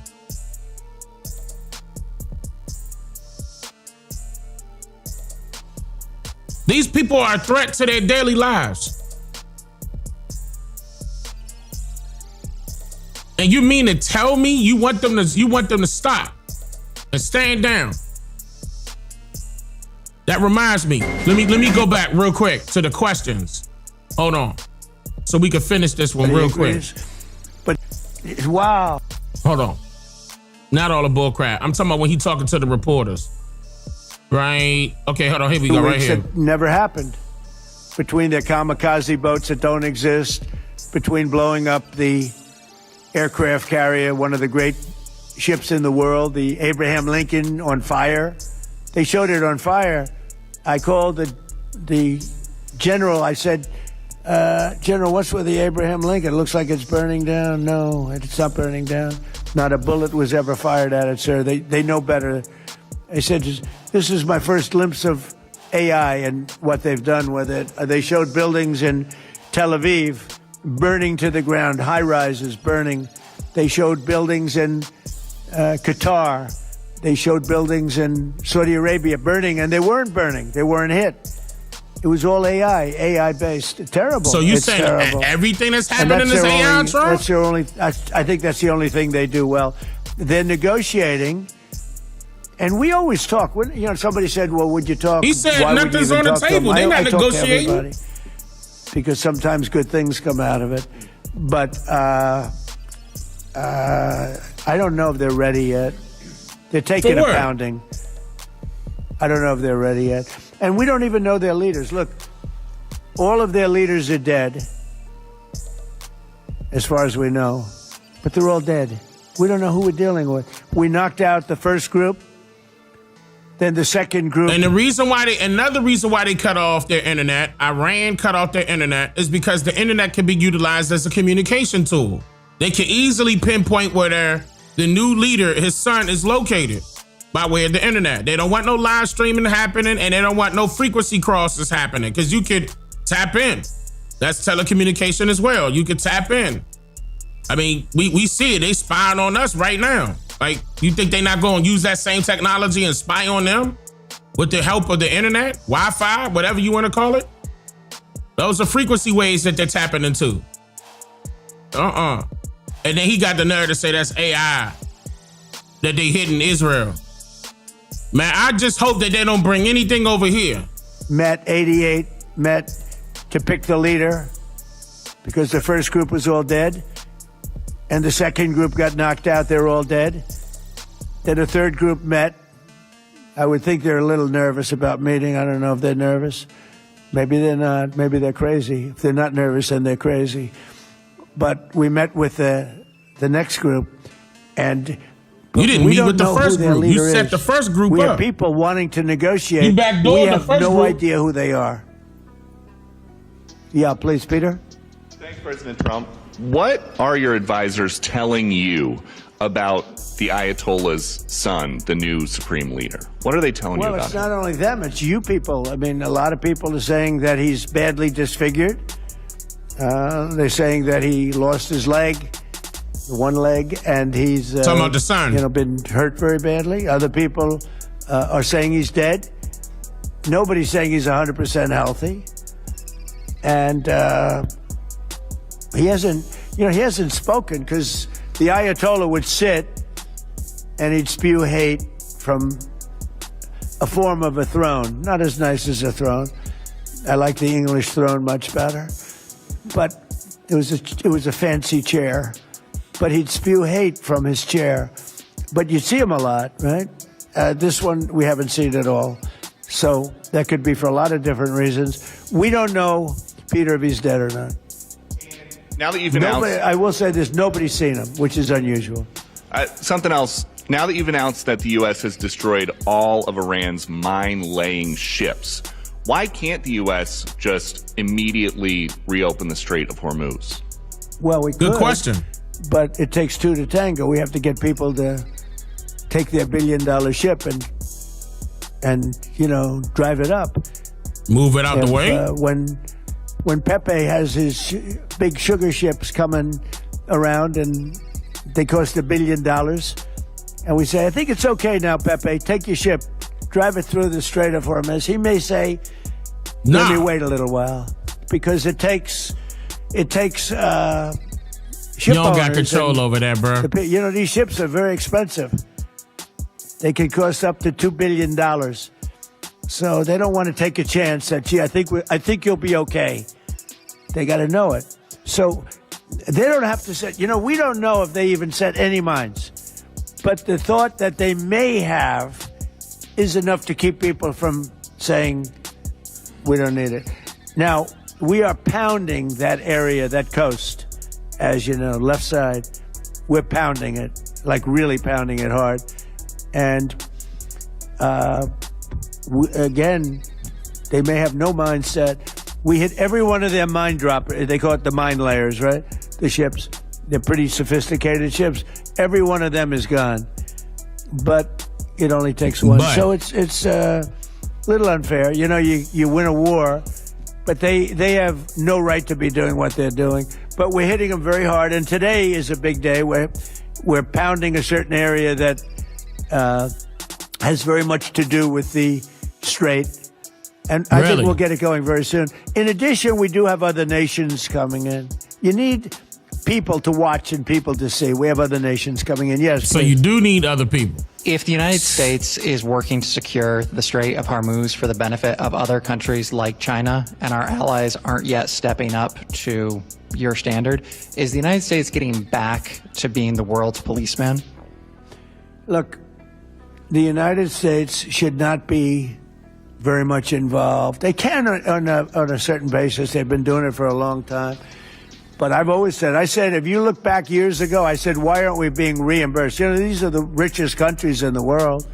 Why aren't we being reimbursed for maintaining the Hormuz Strait? And why aren't we being reimbursed for that? I've said that for years.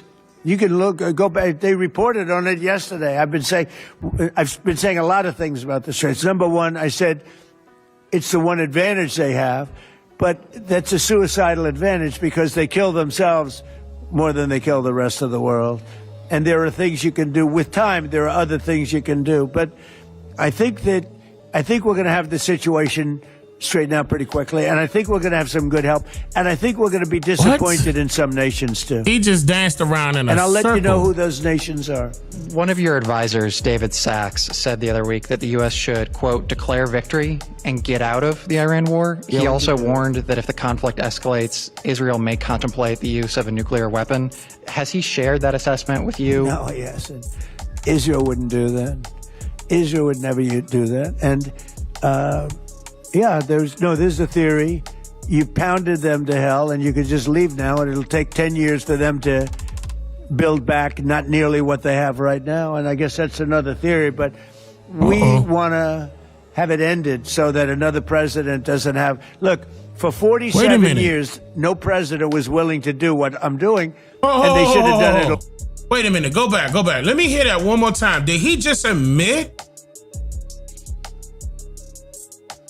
Hold on. Did he just admit that Israel got a nuke? The U.S. should, quote, declare victory and get out of the Iran war. He also warned that if the conflict escalates, Israel may contemplate the use of a nuclear weapon. Has he shared that assessment with you? No, he hasn't. Israel wouldn't do that. Israel would never do that. And what?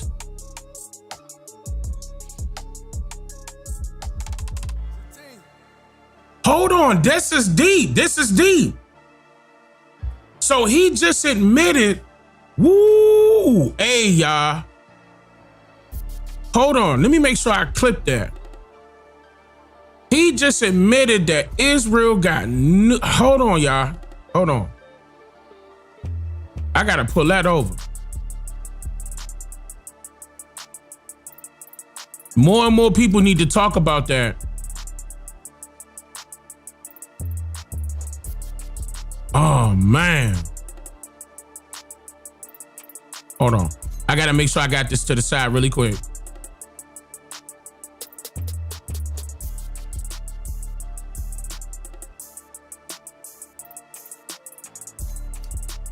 Okay. Yeah.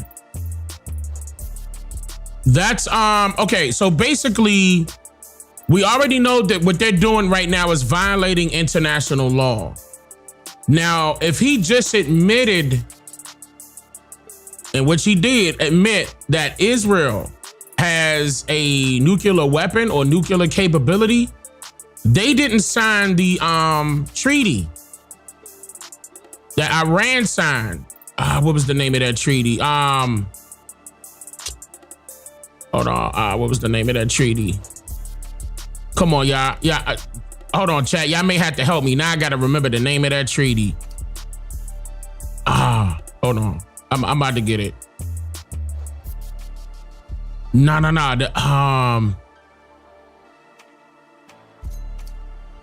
No, it was a treaty. No. It was the treaty between all of them had to sign it in order for them to say, okay, they're not going to they're not gonna build a nuclear weapon.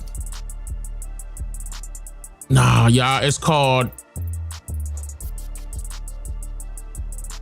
Hold up, I should have. I didn't even know I was gonna get to this. I'ma have to get to this. This is important.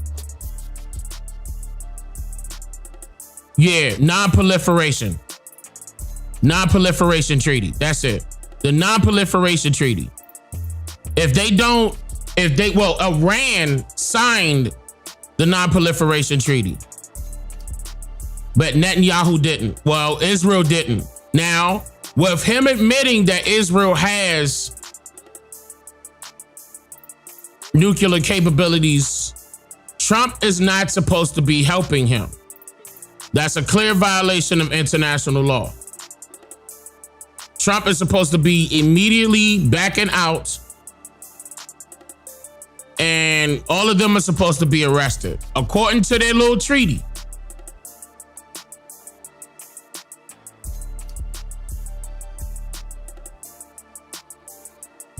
So that's a problem. That's a major problem. Now that, again, I'm gonna go deeper into that at a later time. I'm about to jot down a note on that, because that's crazy, because no news station really covered that part right there. Him admitting, richest countries in the world. Why aren't we being reimbursed for maintaining that's pretty major. The Hormuz Strait? And why aren't we being reimbursed for that? That's why I like to see the whole interview. You can go back. They reported on it yesterday. I've been saying a lot of things about the Straits. Number one, I said it's the one advantage they have, but that's a suicidal advantage because they kill themselves more than they kill the rest of the world. And there are things you can do with time. There are other things you can do. But I think we're going to have the situation straighten out pretty quickly. And I think we're going to have some good help. And I think we're going to be disappointed in some nations, too. And I'll let you know who those nations are. One of your advisors, David Sachs, said the other week that the U.S. should, quote, declare victory and get out of the Iran war. He also warned that if the conflict escalates, Israel may contemplate the use of a nuclear weapon. Has he shared that assessment with you? No, he hasn't.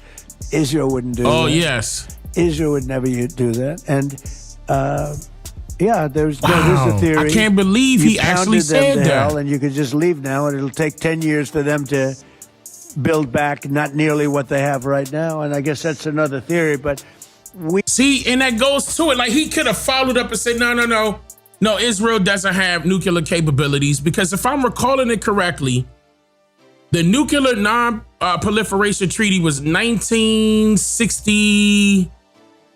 It was either 67 or 68. And Israel never admitted to having nuclear weapons.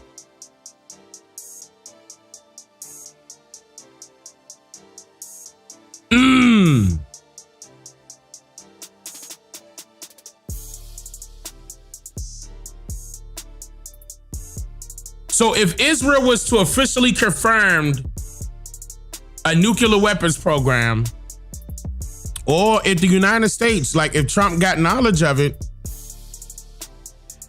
that's violating international law. And I think that's Article.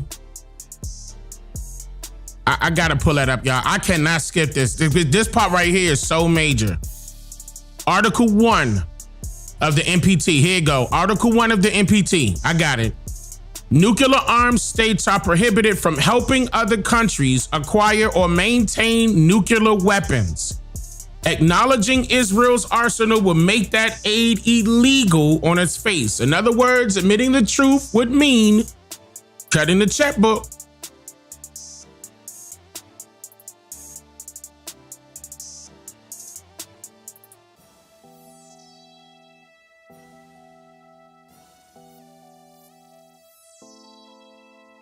People gonna get arrested. But then again, who's gonna hold them accountable? And that goes back to what Iran was saying in the beginning. When they were in that UN meeting that I played during the first live stream, they were saying that they should be held accountable for violating international law. They're violating international law all the way around. especially if they nuke Iran. But if they nuke Iran, then how are they gonna, of course that's gonna force them to have to rebuild, but they're not gonna have any, that's gonna cause so much, that's the last thing you want. That part right there will cause a World War III also, because you're hurting China. Now, right now, it's a shakeup. Right now, it's a shakeup because China, again, we heard them say that China is the one that gets the majority of their resources from that strait. And they sitting up there saying, hey man, you know, are we going to be protected coming over there from that strait? They said yes. Iran said yes to everybody else and said no to Israel and the United States. God forbid they make a mistake. You know what I mean? Or something, that's a little iffy. That part right there is a little iffy. Maybe Iran is on top of this stuff and they know who was who. But that could cause some problems. Now, if Trump decides to drop some people on the ground, some troops on the ground, right there at that strait, that's World War III. And Iran will have backup, and their biggest backup will be China.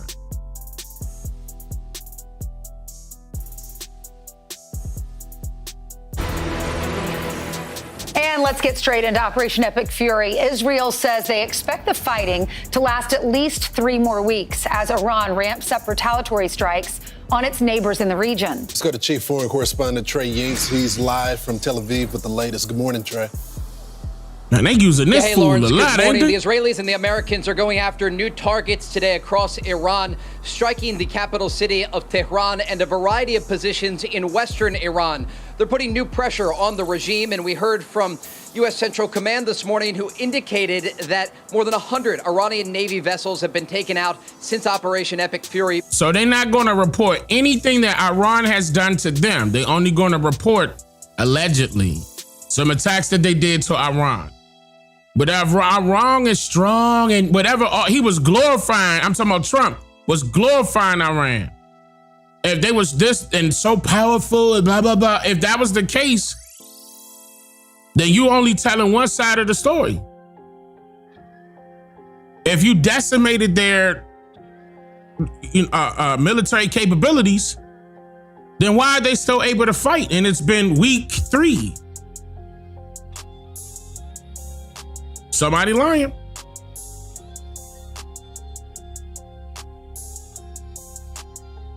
I'm about to get ready to open up the panel. I want to hear from y'all. 2 weeks ago, into the 3rd week of this operation, you can see some video here from the Iranian capital overnight. Black smoke rising from the horizon after a significant strike there.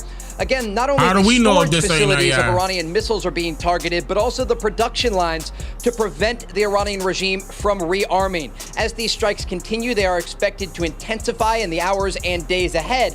International focus does remain on the Strait of Hormuz, where the Trump administration has indicated they're calling on other countries around the world to participate in pressuring the Iranians and allowing the safe passage of vessels. This is where 20% of the world's oil passes through on a regular basis. President Trump was asked this weekend about he said that possible 1%. coalition.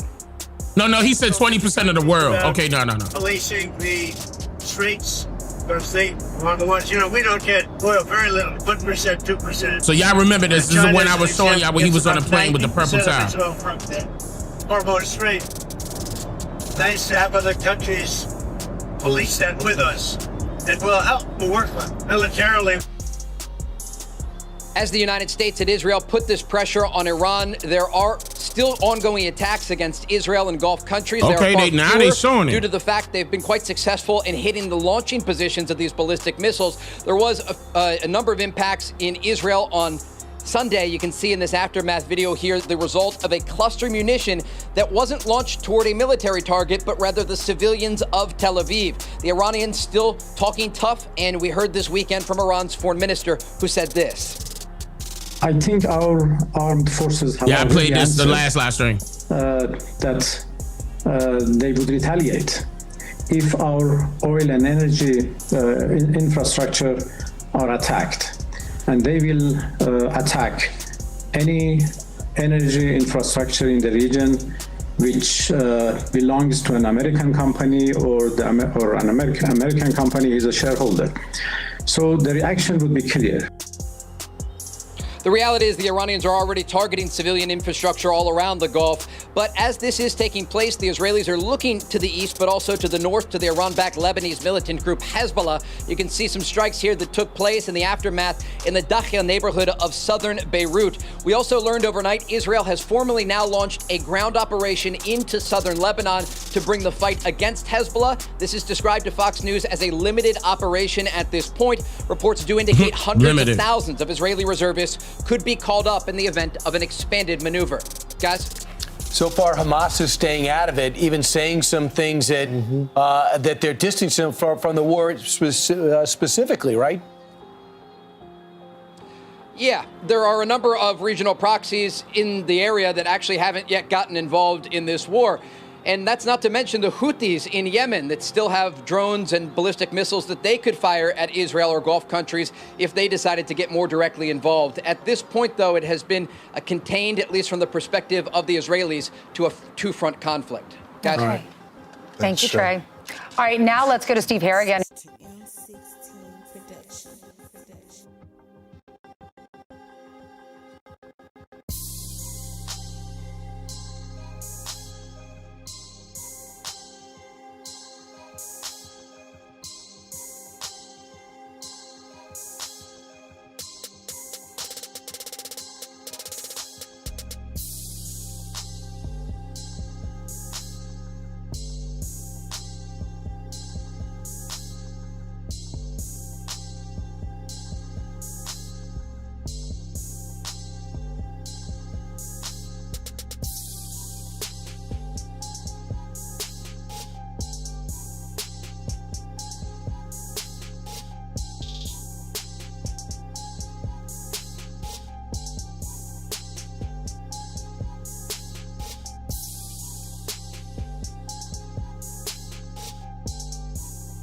Oh man, I said a lot right there and I was muted.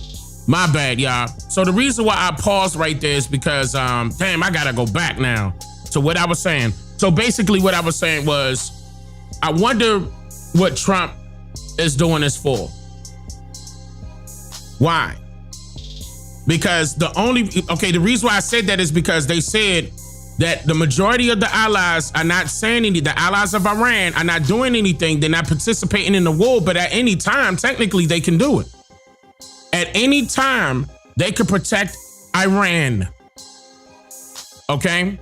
Now, Iran did admit that a few of its allies took the side of the U.S. He said that they were paid off, but not the rest of them. And they're not closer to the United States, but they are closer to Israel. So if they wanted to get rid of Israel, ooh, buddy, that wouldn't be hard for them to do. That's if they wanted to get that done. Now, that would be laying the boom. My question is for Trump. If Trump knows this, let's just assume that Trump knows this, that eventually this war will continue, right? But it will continue at the United States loss. And especially Israel's loss. Israel can't back itself up. They need the U.S. Nobody else is helping Israel right now but the U.S. Point blank, period. So if they decimate Israel and Netanyahu is gone for real, then where does that leave Trump? And this is the reason why I'm getting ready to open up the panel to ask you guys, what do y'all think the bigger picture is here? Now, of course, y'all can say gold. A lot of y'all can say oil. But what's the bigger picture? Do you think Trump is trying to position himself to be a dictator? Because if this war continues, you know that's a third term for Trump, right? That's a third term for Trump. Automatic. If this war continues, third term for Trump. Believe it or not. Even though all of us know that this ain't right, that would be number 3 for Trump, automatically. They can't hand it over when the U.S. is at war. So y'all think an imperial mindset? I see that. So, okay. So bigger picture, religious fanatics now, that's another thing, right? And I mentioned that during the last live stream. A lot of this has to do with religion, right? A lot of this is even biblical. I could see some of y'all, like mainly Christians, were inside of the chat, repeating some verses from the Bible. A lot of this was prophesied, y'all will say, inside of the Bible. I'm not knocking that. But at the same time, it's either that or they want to be like the people that are in the Bible and want that to come true for their benefit.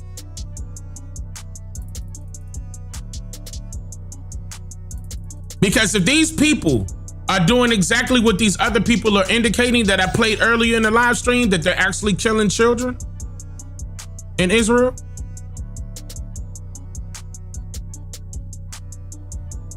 then God deserves to help them?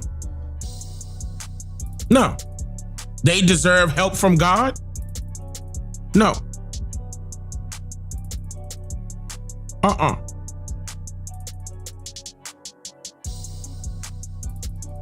The same thing that they doing to the innocent people in any street that they touch should be reverted back to them. If you believe that Netanyahu is right for what he's doing, then you have a mindset of a colonizer. If you believe Donald Trump is right for what he's doing, do you have a mindset of a colonizer? You have to understand why no other country is participating as if there was a real threat, because there was none. There was no real threat. There was no threat at all. Iran admitted that they were at the table negotiating. I got rid of team 1 and then team 2 and we got rid of that. Trump set them up, or Trump and his allies within that small circle right there between him and Netanyahu and their administrations got together and planned to say, hey, you know what? Let's just take Iran over the best way that we can. The first thing we got to do is get all of their leaders in one place. Let's act like we're going to go there and meet them so we can sit down at the table and actually meet and work out a deal. But we don't show up.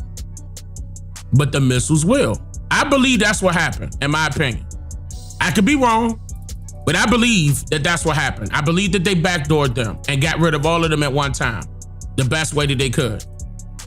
And now Trump trying to antagonize them to show, that's a bully tactic, trying to show their new leader. We don't know if he's hurt. Some reports say that he got, to be honest, some of y'all may like that. But really, if he's doing that to other people, acting like that towards other people, you think he's going to treat Americans the same or not? Nah, he treat us good, Dane. Really? He said the gas prices are going to go down because of this. Are the gas prices down? I'll wait. He said the barrel of oil prices are going to go down. Did they go down?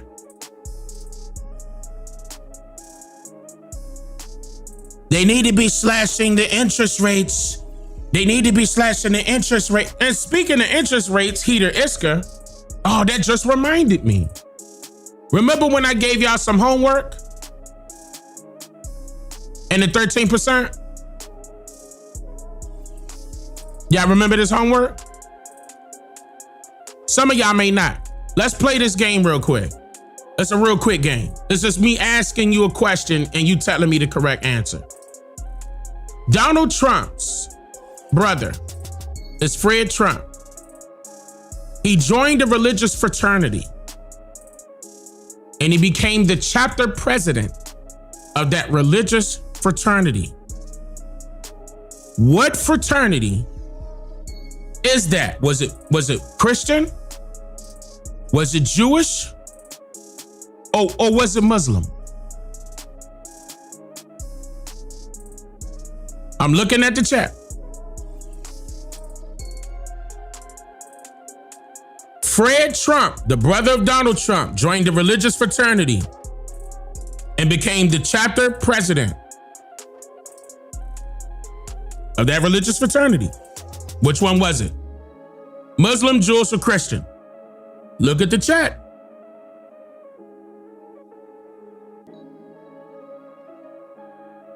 Look at the chat.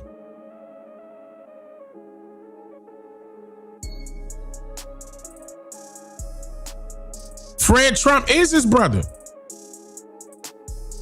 I think I said brother, the brother of Trump.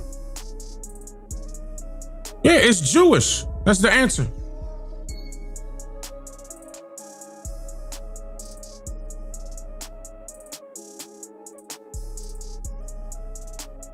Yeah, I know what that's called, right?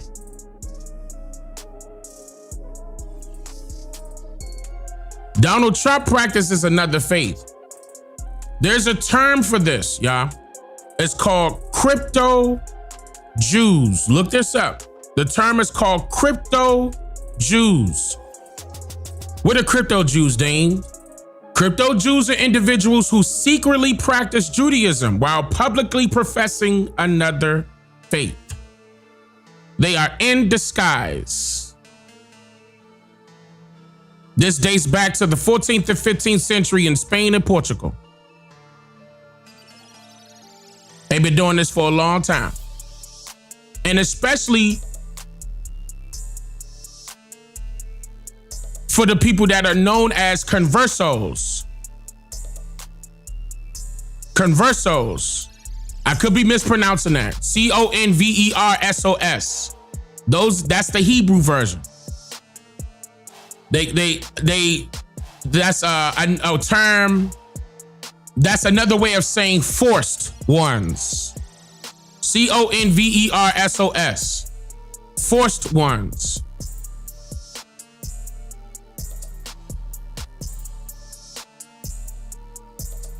We seen everybody kiss that wall. Yes, crypto Jews. Yep. Crypto Jews.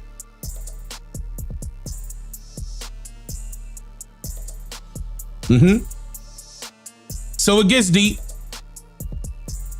It gets deep.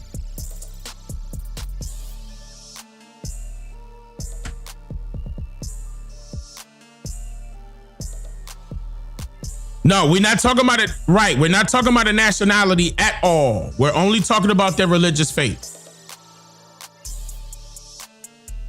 Sigma Alpha Mu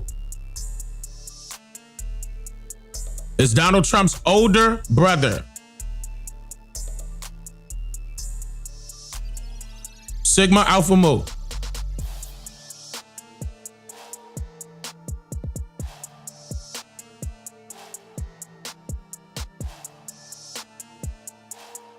You can't believe everything that you see and hear.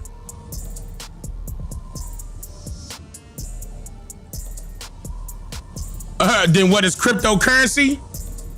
Keep in mind, Peter Isker, to go back to him saying that he trying to get at the IRS for slashing interest rates. Peter Isker, what I tell y'all that's about?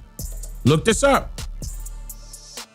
It's when a so-called Jew applies for a loan, and that loan immediately turns into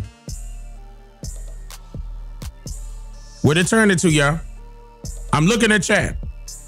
It's no longer a loan and turns into an investment. You cannot charge a so-called Jew interest. That's international law again. It's called Peter Isker. So everybody else have to pay interest on a loan, but for a so-called Jew, it immediately turns into an investment. That's right now. 0 interest. That's right. They don't got to pay a goddamn thing. I'm not lying. Everything I'm stating, you can write. I dare you to go behind me and look this up. I dare you.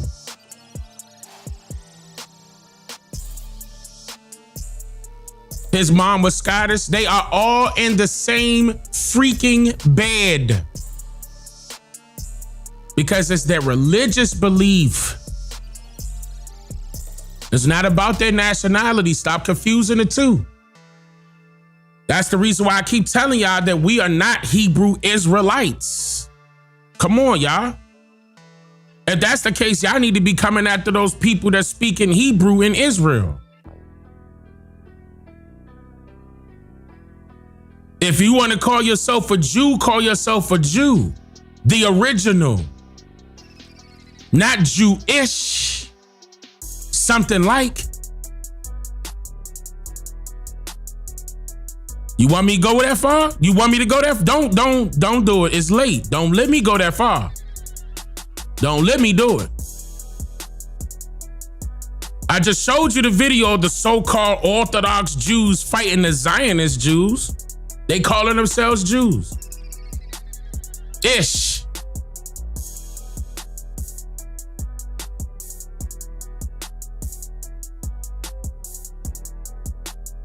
Christian, Muslim, Jewish. Stop playing with me.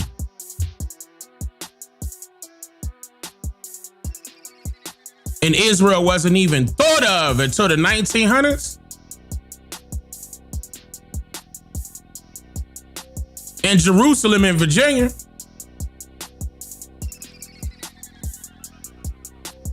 I went there, recorded it, put it on screen. Oh, they called that the spiritual land right there.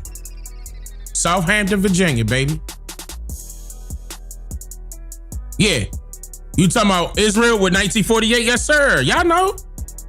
Oh, I ain't talking to just some, I know how chat at. Y'all trying to get things started. I'm for that shit though. Talk to me.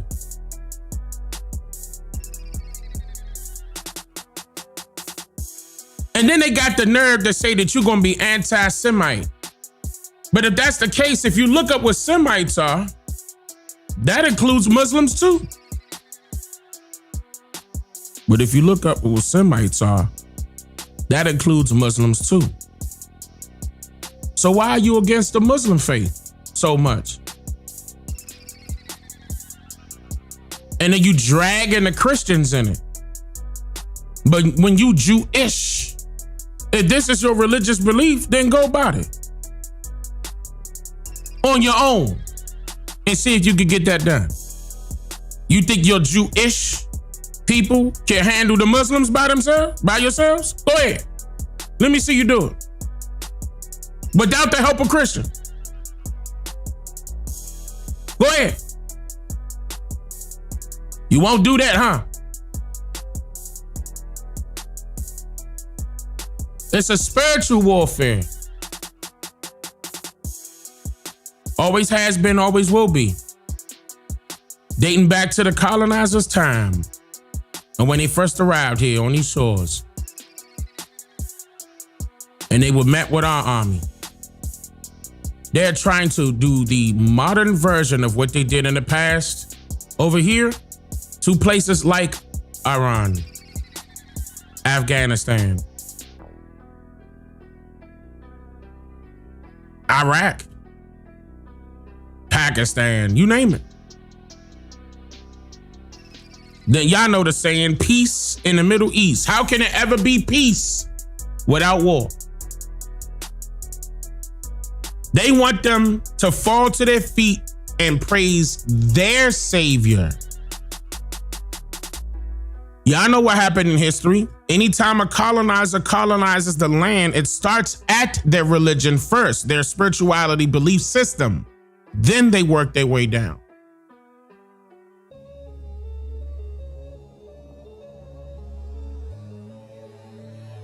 This is a fact. They brought Christianity here. It wasn't here to begin with. That's not no knock to my Christians out there. I'm just telling you the history because I'm sure you didn't look up at it because you looked at the Bible as a history book. And it has to go outside of the Bible in order for you to understand its history. History books existed before the Bible. We know the Bible was established in 1611. We know they took out 33 to 66 books out of that, published it again 1614. Don't get me started. They translated Hebrew to English. Well, who was that nigga that translated that Hebrew to English? Because those folk over there wasn't speaking a lick of English. Noah Webster exposed that.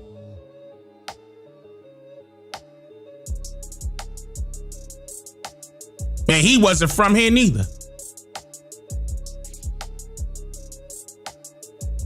And he wrote the very first English language dictionary of America and admitted that the English language came from the native tongues of this territory right here in America and nowhere else.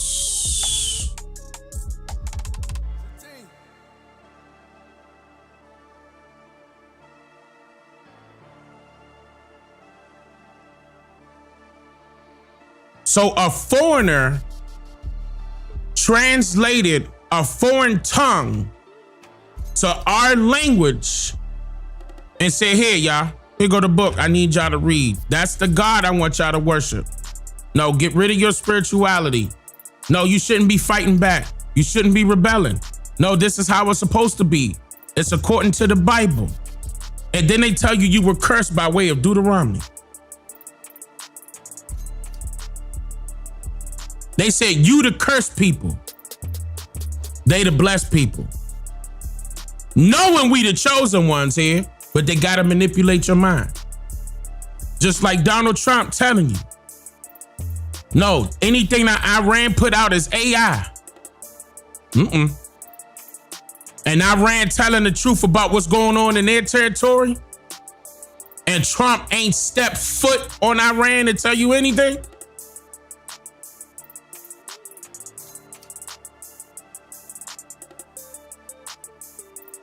It ain't the same thing?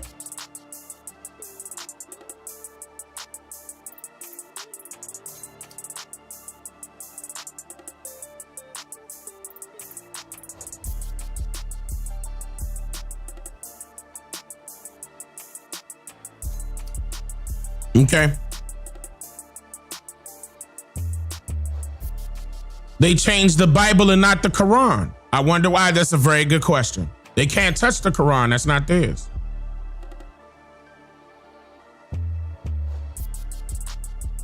The BB Bible.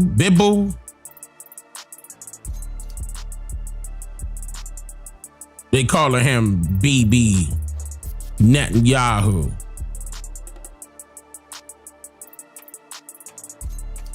Come on, y'all. Wake up. Notice how I didn't have to disrespect you by just saying a little bit that I did right there. And I hope you get the message.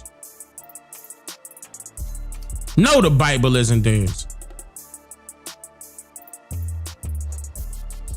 None of that shit is theirs. They on borrowed time, ladies and gentlemen. And everybody know it. They just standing back watching.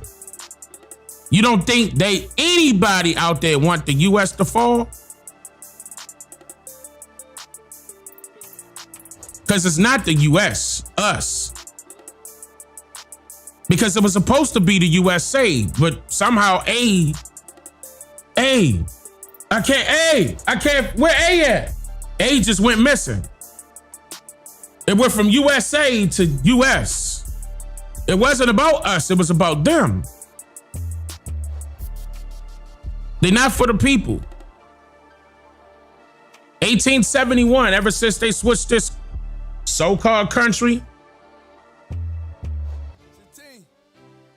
into a business, into a corporation, it was over with. I want that to fall. I don't know about you, but that's what I want to fall. I'm done with that shit. I'm tired of it. And I know you are too. We got to listen to Democrats. No, we got to listen to Republicans. We got to listen to Democrats. We got to listen. It's the same old shit show over and over and over and over. Everybody reading from a script. You either left wing or white wing. White wing. You either on one side or the other. Like you got a choice. Yeah, go run and put your vote in when the president was already selected 4 years prior. Yeah, they just want you to participate. Illusion of inclusion. Since 1856. Correction, 1853. Since 1853, illusion of inclusion.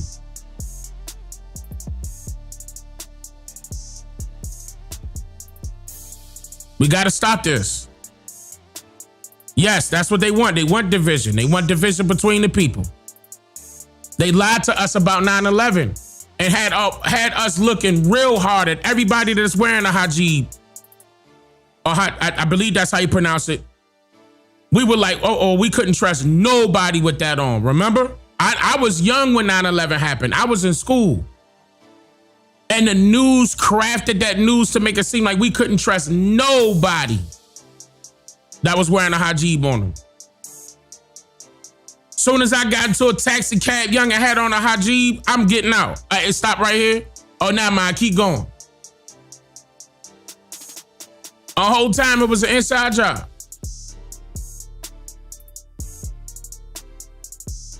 Hijab, that's how it's pronounced.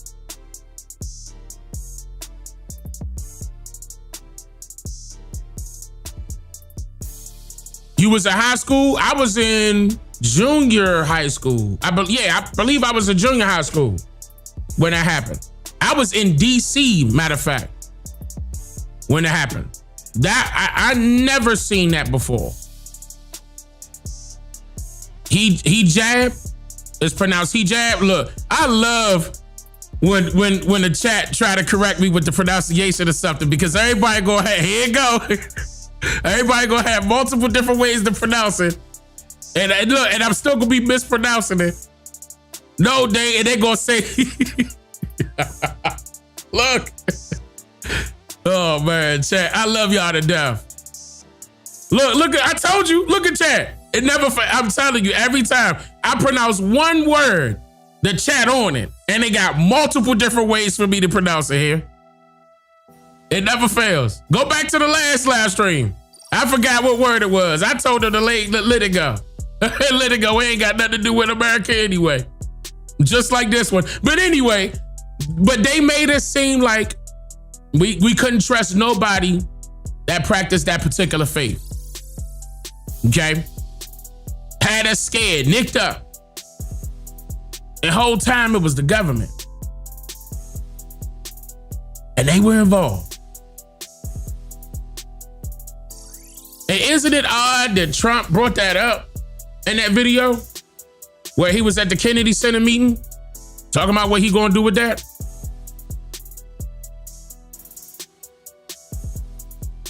And he brought up 9/11, brought up the Twin Towers.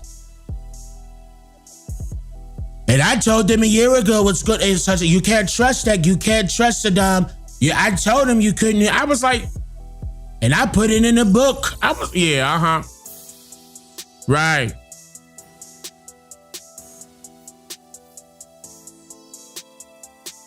Okay. So do y'all want to, it's late. Ooh, I didn't know it was this late. Ooh. Damn, should I open up the panel now? I didn't know it was this late. Y'all breath may be stinking.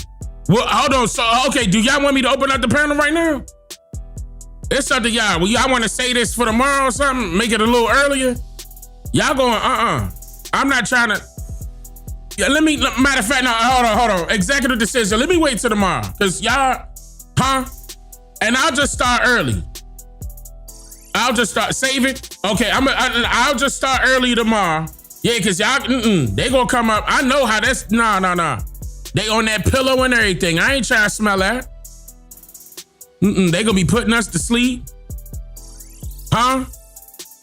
So to what? You mad? Because I said tomorrow? That's today. 7 o'clock? That's an earlier time. Then I can open up the panel. Y'all not about to be staying up here for another 3 hours anyway. Look what time it is. People gotta go to work in the morning. Let me holler at y'all in the evening. What's today? Monday or Tuesday? No, today Tuesday now. 6, 7 o'clock in the evening time. I'm about to go ahead and create the thumbnail for tomorrow. I'ma have it scheduled. I'ma just have it posted up. I'ma end it right here. No. I'ma end it right here so I can have time to pull it up and we can talk about this tomorrow. Y'all telling me to do it now and watch y'all don't be ready to come up on the panel. Watch. We got work in 3 hours, Dane. I understand. Hughes out there booing like he the only one booing in the crowd. You at work. Okay, so you wanna be entertained, Hughes. I get it. You wanna hear people, but people gotta go to sleep. It's late. We're gonna start again tomorrow. Or today, rather. We're gonna start again today. Later on this evening, 6 or 7 o'clock, I'm gonna get to work on the thumbnail. I'm gonna have it posted. And I appreciate that, Hughes. And I appreciate all of y'all. I appreciate all of y'all for sure. And shout out to the people that became members, that I didn't get a chance to see because I was, going through the videos and everything. Because there's plenty of more videos. But I didn't realize it was this late until I looked at the time. I've been streaming for 3 hours. This was good. You said I get a pass today.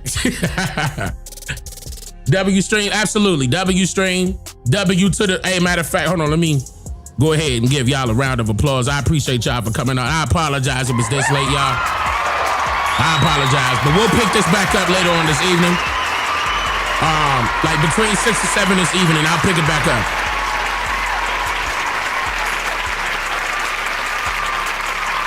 I'll definitely pick it back up. Yeah, it was a little late anyway. I did start it late. Hold on, let me see. If you think I'm wrong on anything, brother, prove it. Not just talk though, put it up. Cause I put mine up during the live stream. I put it up. Shout out to Upper Echelon, thank you for becoming a member. I definitely said Linda. Thank you, Linda, for becoming a member. Ken, thank you for the super chat. I appreciate that, y'all.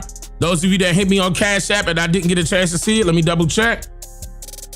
No, my phone is still, okay, oh, my phone is off. Oh, it wasn't even sitting on the charger. I thought I had it sitting on the charger. I apologize. So if y'all Cash App, I apologize. I'm gonna shout y'all out to later on this evening. But 6 to 7 o'clock, I'm gonna get to work on the thumbnail right now. Y'all gonna see it posted up. It's gonna be scheduled for 6, 7 evening time, Eastern time, something like that. Y'all take care. I love y'all. Wado.